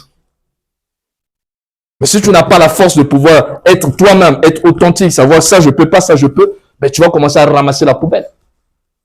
Vivre dans la poubelle. Parce que tout le monde est ignorant.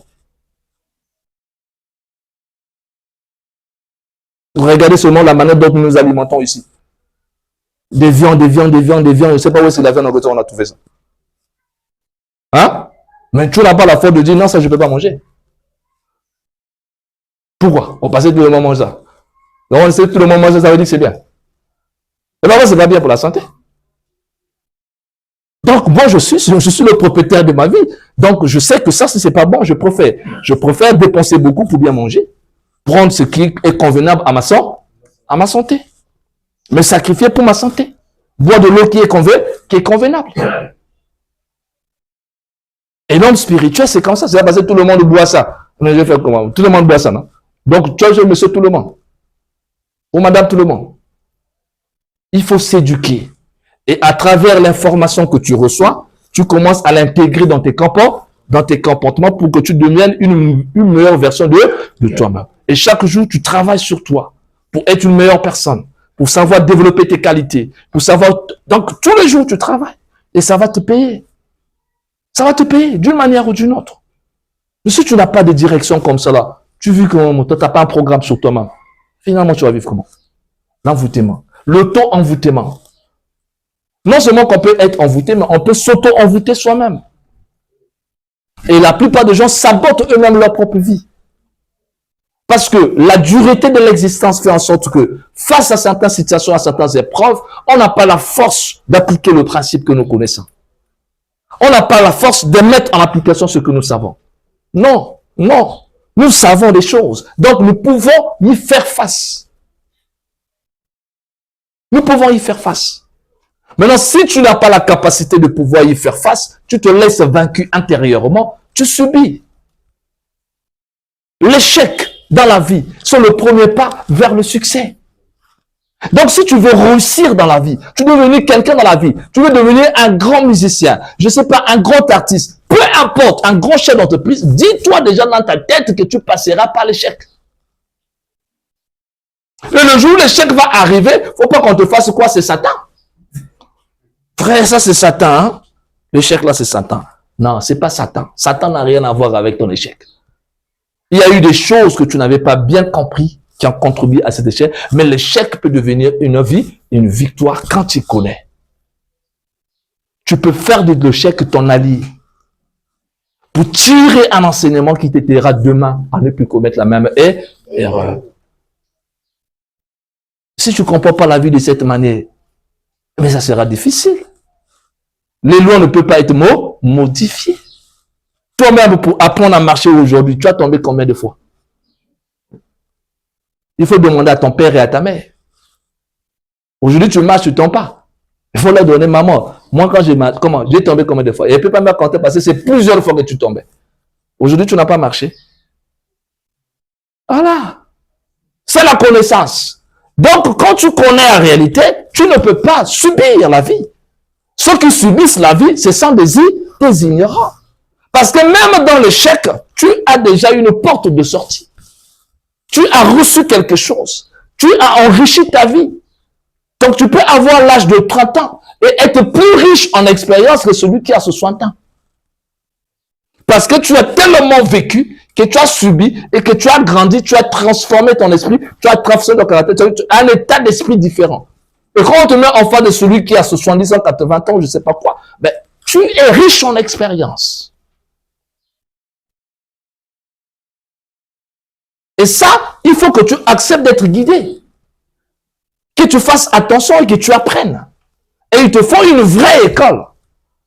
Ah non, non, non, non, non, non. Il te faut une vraie école. Pas là où on te donne des superstitions. Non. On sait, on n'est pas dans les croyances. Dans l'eau, je ne donne pas les croyances. Je donne la connaissance vraie qui te permet de transformer ta vie et d'obtenir ce que tu veux. Quand tu l'appliques dans la discipline, tu t'en sors. Si tu l'appliques pas et tu la négliges, je pense que si on veut prendre des biscuits, eh ben, la nature va t'enseigner. La nature va t'enseigner. Donc, nous sommes dans ce qu'on appelle l'auto-envoûtement. Je l'avais toujours dit. Mais sauf même quand tu discutes avec quelqu'un, il te revient. Tu sens que dans son discours, il s'auto-envoûte. Lui-même s'auto-envoûte. Il continue à construire des phrases dans le sens négatif. Je suis malade, je suis pauvre, je suis ceci, je suis cela. Toujours des connotations négatives. Jamais il va mettre quelque chose de bien. Il n'y a que des je suis, mais avec un mot négatif. Si tu ne travailles pas cette faiblesse-là, tu ne vas pas changer ta vie. Parce que l'initié, même quand la maladie est là, tu sens qu'il y a la maladie, oui. Mais tu vas communiquer à ton esprit que ce n'est pas de la maladie. C'est le corps qui s'est affaibli. Mais je ne suis pas malade. Je veux me guérir. La loi de l'abondance et de la guérison est la loi parfaite de l'univers. Je me connais avec les énergies de la guérison pour que mon corps retrouve la force et se libère de cette maladie. Mais je ne suis pas malade. je serai jamais malade. Mais mon corps, oui, pas moi. Parce que je ne suis pas mon corps. Je porte le corps. Si tu arrives déjà à être capable de travailler ton mental dans ce sens-là, ton subconscient va commencer à faire la distinction lorsque le corps souffre et lorsque toi tu souffres. Et ton esprit va commencer à t'aider parce que tu l'as imprimé que toi tu peux jamais tomber malade. Et il va faire quoi? Il va créer les dispositions pour que la maladie n'arrive pas. Communiquez avec votre esprit. Mais si tu communiques mal avec ton propre esprit, ben l'esprit fait quoi? Il va également te donner ce que tu as demandé. Si un enfant commence à dire que moi je suis intelligent, quand même il a une mauvaise note, mais le fait seulement qu'il dit à son propre esprit que je suis intelligent, je vais réussir, j'aurai l'examen. Il dit, toi, le fait seulement qu'il le dise qu'il est intelligent, la nature, l'esprit et tout va contribuer à le rendre intelligent. Je ne sais pas comment, mais ça va arriver. C'est pourquoi si on dit à un enfant que tu es bête, même quand il était intelligent, il finira par accepter ça et il finira par être bête.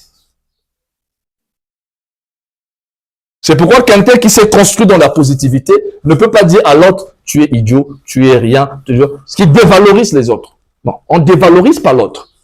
Même si on voit, ça est là, mais tu ne veux pas le dévaloriser. Il faut valoriser l'autre, on ne le dévalorise pas. Parce que si tu continues à le dévaloriser, il va commencer à croire qu'il est comme ça, il va perdre sa confiance en lui-même, il va se détruire. Et ça, la loi ne pardonnera pas ça. C'est pourquoi Edison, qui était l'un des plus grands inventeurs de l'humanité, à l'école, lorsque évidemment son professeur ou son maître d'école disait l'enfant là n'est pas intelligent, sa maman venait, il prend l'enfant, il vient devant le directeur, il dit tu es jaloux de mon enfant est intelligent. Il est même plus intelligent que tous les enfants de la classe. Et il va vous le prouver. Chaque fois, maman faisait la même chose. Mais en réalité, l'enfant n'était pas intelligent. Edison n'était pas intelligent, n'arrivait pas. Mais maman a compris que si l'enfant grandit avec cette mentalité, l'enfant ne fera rien. Je change ça. C'est ça l'envoûtement. Ça, c'est maintenant positif. Tu envoûtes positivement la personne et lui commence à croire qu'il est intelligent et au fur et à mesure, les capacités vont faire quoi? Vont commencer à se manifester. Edison a prouvé qu'il était plus intelligent que tout le monde. Et c'est comme ça que les mères initiées font pour envoûter positivement leurs enfants. Toi qui refuses à apprendre les sens occultes. Si tu ne connais pas les techniques là, tu montres au moins des enfants qui seront toujours idiots. Après tu relèves, vous êtes idiots, vous êtes idiots. Mais c'est toi, tu as fait quoi pour qu'ils soient intelligents? Tu as fait quoi? Tu as fait quoi pour faire intelligent? Donc, quelqu'un va devenir intelligent seulement comme ça, par hasard, comme toujours. Par hasard. Il devient intelligent, par hasard, par la volonté de Dieu. Il va réussir, il sera bien, il sera bien. Moi, mon père me disait chaque jour à ma mère, il dit, maman, vas-y. Rappelle-le, comment est-ce qu'on a travaillé dur pour sa spiritualité. Comment est-ce que tu récitais les montres à chaque jour. Tous les jours, jusqu'aujourd'hui, quand tu as le dit. J'ai grandi, jusqu'aujourd'hui, si on se voit, il dit, maman, viens. Je n'étais pas fallu avaler les montres pour ce petit-là. Est-ce qu'il sait qu'il a été préparé depuis son enfance? Tous les jours, il me dit ça. Tous les jours, il me dit que tu as été prêt. Tous les jours, mon père. Pendant que je suis dans mon banditisme, ma paga, je fais non. Il dit, viens. Tu sais que tu as été préparé. Mais c'est quelle préparation vous avez fait? Avant, je pensais qu'on m'avait vendu. Dans une maison, je ne sais pas, de magie ou je ne sais pas quoi. Je dis quand pas, alors les vieux, à travailler spirituellement pour que l'esprit qui est dans cet enfant soit un grand esprit. C'est pas ma force. J'ai pas ma force. C'est la force du travail spirituel qui a été effectué. C'est tout. Donc, il y a des choses qui se dégageront de façon naturelle. Il n'y a pas besoin de formuler beaucoup. Et l'esprit, tous les jours, travaille. Donc, le travail d'envoûtement, d'auto-envoûtement, c'est un problème d'éducation. Plus on sera éduqué vers la lumière et des vraies connaissances, on va se dégager des mauvaises influences et on va savoir comment se protéger son propre esprit. Ça, c'est dans des techniques.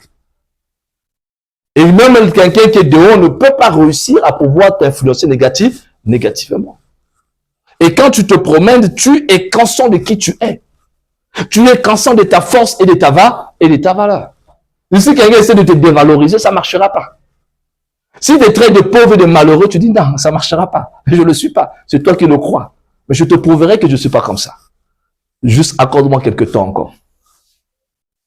C'est tout. Tu positif. Parce qu'il faut contrer. Il y a trop de négativité autour de nous que si tu ne sais pas comment contrer, tu finiras par accepter leur influence, ça va te détruire. Il y a plus des ignorants. Nous sommes entourés que des ignorants. Du matin jusqu'au soir, on est entouré que des îles. Ils sont combien qui maîtrisent les sens sacrés? La majorité, c'est des religieux. Donc, du coup, ils n'ont pas la connaissance que nous libérons aujourd'hui.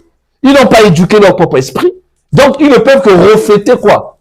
Les énergies négatives dont ils ignorent les conséquences. Et pour finir, c'est le contre-envoûtement, c'est par là que je vais terminer. Donc, se libérer de l'envoûtement, faire le désenvoûtement, éviter l'auto-envoûtement. Commencer à savoir créer l'autosuggestion positive. Même quand ça va mal, on dit ça va bien. Je me porte à merveille. Tout va bien. Tout est bien. Tout est sous contrôle. Le cosmique assure. Avec sincérité de cœur, avec joie de cœur, pleinement. Mais ça peut que créer, ça dit que ça ne peut pas rater. C'est une expérience vraie. 20 ans d'expérience en sens occulte, ça c'est dans l'astral, tu vois comment est-ce que tes vibrations agissent. Tu vois, dès que tu as peur, tu vois comment tu bloques. Comment la peur te bloque. La peur. Comme parce que tous on a peur de mourir. Donc, dès que tu sors de ton corps, la première peur qui va t'arriver, c'est la peur de la mort. La première chose, hein, c'est automatique. Mais si je meurs. Dès que tu vas penser seulement comme ça là, dès que tu penses comme ça là, aussitôt, tu commences à revenir. Les gens me disaient, maître, mais si je vais là-bas, comment je vais faire pour me... Je ne vais pas me bloquer. Non, si tu veux revenir vite, aie seulement la peur. Voilà la formule de la salle.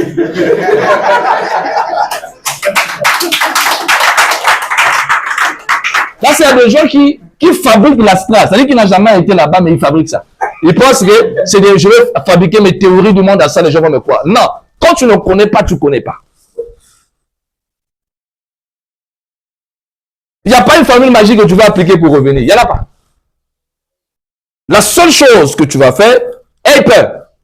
Dès que tu as peur de mourir, tu vas te réveiller. Même si tu étais déjà arrivé loin, tu vas te réveiller. Pourquoi? Parce que c'est automatique.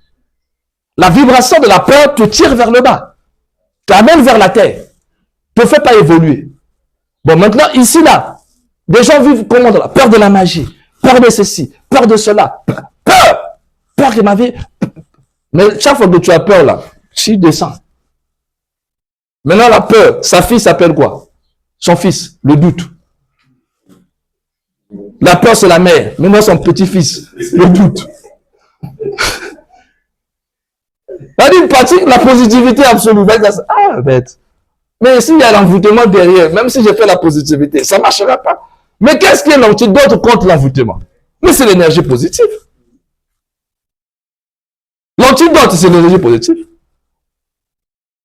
Oh non, mais si même si quelqu'un était... Donc, c'est le mot être positif, là, après, c'est le mot être positif, là.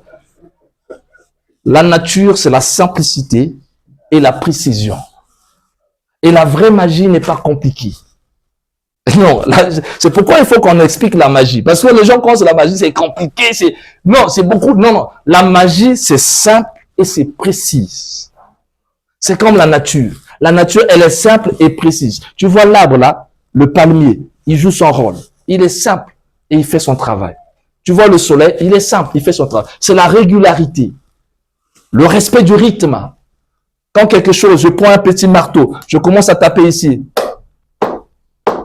Chaque jour, ça finira par se casser après. Tu vois la pluie quand ça tombe sur la dalle. La pluie, c'est léger. Et après, la dalle va se casser.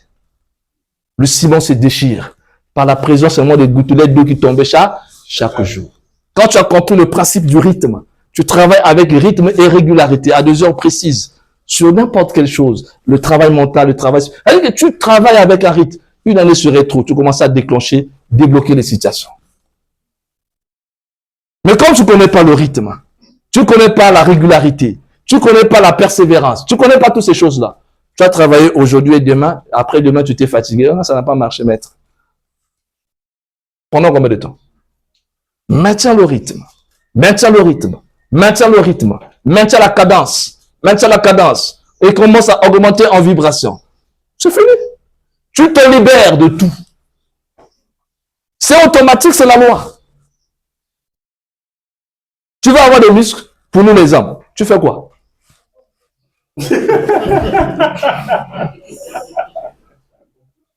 Quand tu ne peux pas faire 50 pompes, tu n'es pas sportif. Mais 10 pompes par jour, ça se fait. 10 pompes seulement. 10 pompes, 10 pompes, 10 pompes, 10 pompes. Après, tu augmentes 15 pompes, 15 pompes, 15 pompes. Après, tu arrives à 20 pompes, 20 pompes, 20 pompes. Au fur et à mesure. Au bout d'une année après, tu verras. Je vais devoir commencer les années. C'est le mode du rythme. Donc, avec même une seule formule de magie, une seule seulement. Tu n'as pas besoin de beaucoup de formules, une seule. Tu appliques avec rythme, régularité, persévérance, tu auras des résultats. J'ai donné les 7 règles de la magie d'or. Mais pratique. Pratique avec rythme et régularité. Avec les 7 là seulement, que j'ai déjà dévoilé, mais tu changes ta vie. Avec la croix kabbalistique. La croix kabbalistique que vous tous vous faites. Que beaucoup de gens se connaissent. Qui voient même sur Internet, il y a une croix kabbalistique. Mais quelqu'un qui connaît l'essence, qui a été dans une école, peut faire de cette croix kabbalistique, mais c'est tout un rituel de purification et de désenvoûtement. Croix kabbalistique. Ça veut dire chaque fois que tu fais la croix kabbalistique, avant chaque séance de l'OGVS, tu te désenvoûtes et tu te purifies. Et tu équilibres les éléments. Après, on n'a pas demandé de faire un bain. Mais ça a déjà été prévu dans le programme. Bon, maintenant, toi, tu commences la prière, tu ne fais pas la croix kabbalistique. Ou tu fais ça sans mettre ta conscience. Tu penses que c'est une récitation. Hâte, fais ma route, fais Géboura, fais Gédoula. C'est pas une chanson. C'est une invocation. Les mots que tu utilises, ce sont des mots de puissance et de pouvoir. Ce sont des entités que tu mets en mouvement. Géboura, c'est la rigueur de Dieu dans la tradition kabbale. C'est une entité de rigueur. C'est avec lui qu'on brise les forces du mal. C'est le côté négatif du divin.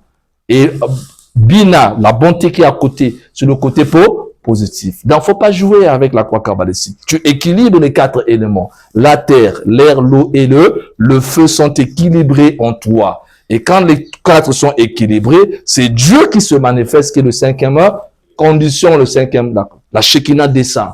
La présence de Dieu descend. C'est ce que les Moïse faisaient. C'est ce que les Jésus faisaient. Donc, Yeshua, Yod, Shin, He, Vav, He, les 4 noms avec le 5e qui font le nom de Yeshua. Voilà pourquoi on a enlevé ça, on a mis Jésus. Comme ça perd un peu de vibrations. Donc, tout ça, c'est des codes. Et quand tu veux travailler, il faut que les 4 éléments soient équilibrés. Il faut que la terre soit l'air, l'eau. Et quand tu fais la croix kabbalistique, sans même que tu puisses pouvoir prendre la terre et l'eau, rien qu'avec ça, les éléments sont comment? Sont équilibrés en toi. Et quand c'est l'équilibre, ben l'harmonie descend et l'harmonie, c'est la puissance. Maintenant, le problème, c'est quoi? C'est travailler ça avec la conscience spirituelle, mystique. C'est ça qui nous manque. Les gens le font avec la conscience de la religion, de la récitation. Quand les psaumes qu'on récite. Tu récites les psaumes. Dis, tombera à ma gauche, à ma droite, je ne serai jamais atteint. Le Seigneur est mon berger. C'est de la récitation. Tant qu'il n'y a pas la conscience dans les mots que tu prononces, le pouvoir ne va pas avec toi. Il faut mettre la conscience, la pleine conscience. Et ça, il faut du travail pour arriver à ce niveau de pleine conscience. Comment on vit dans la pleine conscience? Et quand tu commences à vivre dans la pleine conscience, chaque geste que tu fais est un geste magique. Chaque prière que tu fais est une prière magique. Chaque fois que tu penses, c'est de la magie. La pensée est une direction magique. La parole est une direction magique. Le ressenti de ton cœur est une direction magique. Maintenant, si tu ne connais pas que ces 3-là, ce sont des directions magiques, tu vas penser au désordre, tu vas parler en désordre, tu vas ressentir en désordre, le chaos est installé et c'est normal que tu n'attires pas, que les choses ne marchent pas et que tu aies des problèmes. Ce n'est que normal.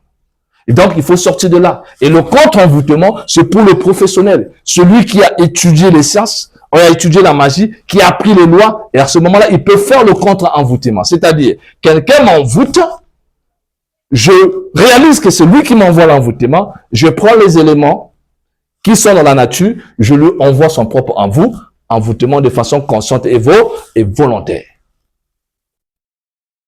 Là, tu rentres dans ce qu'on appelle le contre-envoûtement. C'est réservé, évidemment, aux initiés de haut rang qui ont étudié et qui connaissent comment ça fonctionne. Quand tu as appris la sorcellerie, quand tu as appris la magie pratique, Quand tu as pris tout ça, les sens occultes approfondis, tu connais les éléments, donc c'est facile de faire un compte en envoûtement. Si quelqu'un t'embête trop, tu lui renvoies son propre énergie. Tu lui apprends à respecter les autres. Il n'en est pas blagué.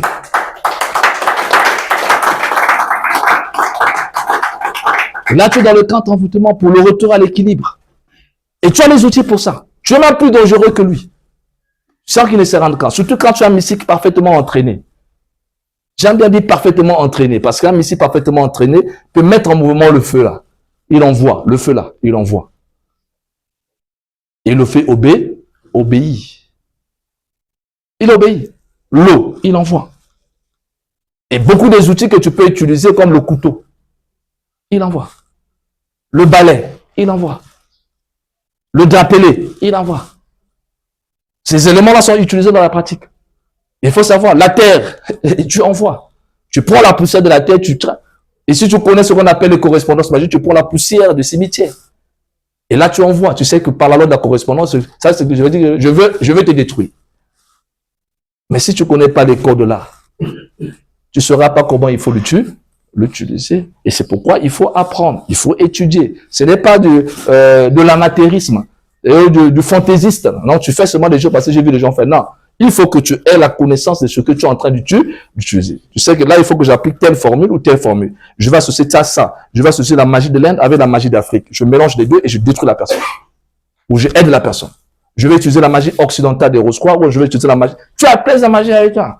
Tu as telle formule, tu as fait. Parce que tu es riche en connaissances. Tu connais. Quand le maître Jésus lui-même, il fait ça, par la personne ne pas avoir les yeux. Il dit non, là, il faut changer de tactique. Je prends la terre. Je mets la salive. Je mets la paf. Mot de puissance, la personne voit. Les 4 éléments. Il a utilisé la terre, l'élément terre a travaillé, la salive, l'élément eau a travaillé, il a utilisé le verbe, et bien c'est parti. Voilà quelqu'un qui connaît. Maintenant, toi, si tu ne connais pas, tu ne vas pas prendre la terre, après mettre les salives, après mettre sur les affaires. Il ne va pas voir. Il ne va pas voir. Oh, parce que Jésus a fait ça. Il ne va pas voir, mon frère. Il faut être initié. Lui, il était initié. Il a été initié, il connaît ce qu'il est en train de faire. Dans la tradition égyptienne. Après, il est parti en Inde ou au Tibet. Toi, tu connais ces histoires-là. On n'imite pas. Ah, le maître a fait ceci, moi aussi je fais. Le maître a fait. Oui, là, c'est pas pris le mot. Après, il a dit, c'est pas quel mot là. Après, ça a marché. Non. Il y a autre chose qui est derrière, tu ne peux pas voir ça. Il y a des égrégores qui sont là que tu ne peux pas voir. Il y a des intelligences qui sont là que tu ne peux pas contrôler. Il y a une harmonisation que je fais que tu ne peux pas maîtriser. Tu sais le travail que je fais chaque soir. Maintenant, quand on descend dans la matière, dans le jour, le travail se fait déjà la nuit. Dans le jour, on fait maintenant ce qu'on appelle la magie du geste. Hein? La magie du geste. Les grands mystiques travaillent le soir. Ils préparent leur journée la nuit. Le jour se prépare la nuit. Et le mysticisme, c'est la science de la nuit. Les grands travaillent la nuit. Les grands travaillent la nuit. Donc, si tu n'as pas appris à travailler la nuit, tu ne peux pas y venir grand. Toi, pendant que les autres travaillent la nuit, toi, tu dors. C'est déjà trop tard. Quand tu te relèves le matin, le soleil déjà t'a dévancé. Le soleil déjà dévancé. Quand le soleil déjà t'a dévancé, ça veut dire que tu es en retard, tu n'as plus rien reçu. Le mystique se réveille avant le soleil. Ah oui, pour bénéficier des premiers rayons du matin. Il est déjà dans le travail pour pouvoir engager. Et toi, pendant que le soleil arrive, tu es où? Au lit. À 9h, 10h, tu te réveilles. Pour venir faire quoi après? Hein? Il faut modifier votre façon de vivre. C'est comme ça. Mais on est tellement paresseux et on veut avoir le pouvoir. On n'a pas de pouvoir sans la discipline et le travail. Donc, le travail se fait le soir. Les énergies se préparent le soir. Tout a déjà été fait le soir. Donc, la journée, c'est seulement quoi? L'accomplissement. D'abord, quand tu dis bonjour à quelqu'un, il est déjà guéri. Bonjour, hein? Il dit, oh, maître, c'est pas bizarre. Chaque fois que je te dis bonjour, après, quand je vais, je vois, oui, mais c'est normal. Parce que tu as déjà fait le travail. Tu as accumulé les énergies. Et quand maintenant, la journée, tu fais quoi? Tu distribues ce que tu as accumulé. Soyez donc des porte-bonheur, des portes de bénédiction. Et dans l'eau, c'est ce qu'on devrait être. Que des porteurs de quoi? Mais de la lumière. De répandre quoi? Les bénédictions. De répandre quoi? La joie. De répandre quoi? Le courant de positivité. Mais déjà, quand j'observe, je suis en train de voir des rayons de négativité, des contradictions bêtes et inutiles, des histoires qui tirent vers le bas. Après, vous allez commencer à créer des égrégores négatifs ici. Et quand vous allez les créer, qu'est-ce qui va arriver? Les maîtres vont faire quoi? Ils vont s'en aller. Et quand ils vont s'en aller, l'égrégore va partir. Qui va vous protéger? Hein? Qui? Qui va vous protéger? Quand tu perds l'égrégore, tu perds tout. Tu peux avoir 1000 formules, 10 000 formules. Il te faut avoir un égrégore qui te soutient. Tu n'as pas l'égrégore, tu es zéro. La technique, tu peux en avoir, mais il faut de l'égrégore. Il faut des esprits t'accompagner. Il faut des forces qui t'accompagnent. Il faut des entités qui t'accompagnent. Il faut une puissance qui t'accompagne. Seul, tu ne peux pas. Il ne faut pas se tromper. C'est pourquoi le mystique reste en harmonie avec son égrégore. Renforce son égrégore, alimente son égrégore, nourrit son égrégore. Tu peux tout perdre, mais sauf ton égrégore. Parce que c'est ça que toi, c'est là que tu puises ta force. Bon, toi, tu ne sais pas entretenir l'égrégore. Tu n'alimentes pas l'égrégore. Tu ne sais pas nourrir l'égrégore. Et chaque fois, même quand tu rentres dans ton propre sanctuaire, il n'est pas sacré. C'est que tu prends les histoires des débats, tu viens introduire dans ton oratoire. Et dans ton oratoire, c'est là que tu commences à te faire des soucis, des problèmes. Tu amènes donc tes saletés dans l'égrégore. L'oratoire va faire quoi? Les forces qui étaient là vont faire quoi? Ils vont partir. Il faut savoir que les esprits supérieurs ne supportent pas nos négativités inférieures. C'est comme quelqu'un qui est propre, il n'a pas besoin de se toucher avec quelqu'un qui est sale. Et nous, nous sommes très sales par la manière dont nous vivons notre spiritualité. C'est pourquoi les gens doivent, il faut qu'on purifie les gens. Il faut que les gens travaillent spirituellement. Il faut que les gens étudient bien la spiritualité. Parce que la spiritualité, c'est pas de la croyance religieuse. C'est du travail. C'est ça qui va vous aider à attirer les bonnes choses. Attirer les bonnes choses. Et plus vous allez commencer à être attractif, il faut être attractif. J'ai toujours parlé de ça. Un être humain doit être attractif. Un être humain doit attirer. Mais si tu es repulsif, parce que tes états émotionnels sont comment? Sont négatifs. Ça va se sentir dans ta personnalité. On sent que tu n'attires pas. On sent qu'il y a une repulsion. Les gens n'ont même pas besoin d'être en contact avec toi parce que tu restes trop dans la négativité. Pourquoi? Mais tu te tues toi-même. Tu te tues toi-même. Le bonheur, il est à l'intérieur. Quelqu'un peut te faire du mal, il faut que tu te rendes compte que c'est un ignorant. Il peut t'insulter, c'est un ignorant. C'est qu'il ne connaît pas ce qu'il est en train de faire. Mais toi, tu dois protéger ton bonheur intérieur, ta paix intérieure. S'il y a une chose que moi, personnellement, je veille, c'est ça. Depuis chez moi à la maison, je suis dans ma chambre. J'ai mon fils qui est avec moi ici. Quand je sens que les vibrations ne sont pas bonnes, je rentre dans mon oratoire, je ferme la porte. Même si les enfants mettent papa, tu ne me verras pas. Je ne vais sortir de là que quand je me rends compte que la température s'est calmée. Parce que je ne veux pas être contaminé par les vibrations inférieures. Je vais protéger mes bénédictions. Si j'arrive dans un milieu, je sens que l'atmosphère n'est pas bonne, je fais quoi? Je reste dans mon coin. Pour faire quoi? Pour conserver. Ce n'est pas de l'orgueil. C'est parce que j'ai quelque chose à protéger. Bon, si toi, tu ne sais pas vivre de cette manière, tu seras un passoire où tout le monde va commencer à faire quoi? À soutirer les énergies. À la fin, tu n'auras plus rien. Et c'est l'impureté, la négativité, les vibrations, les affluences, tout ça, ça va créer quoi après? Des problèmes. Et à la fin, tu vas dire que Dieu est quoi? Dieu est contre toi. C'est toi qui n'avais pas compris. C'est pas là que je vais m'arrêter. Que le cosmique vous garde, vous bénisse et vous soutienne.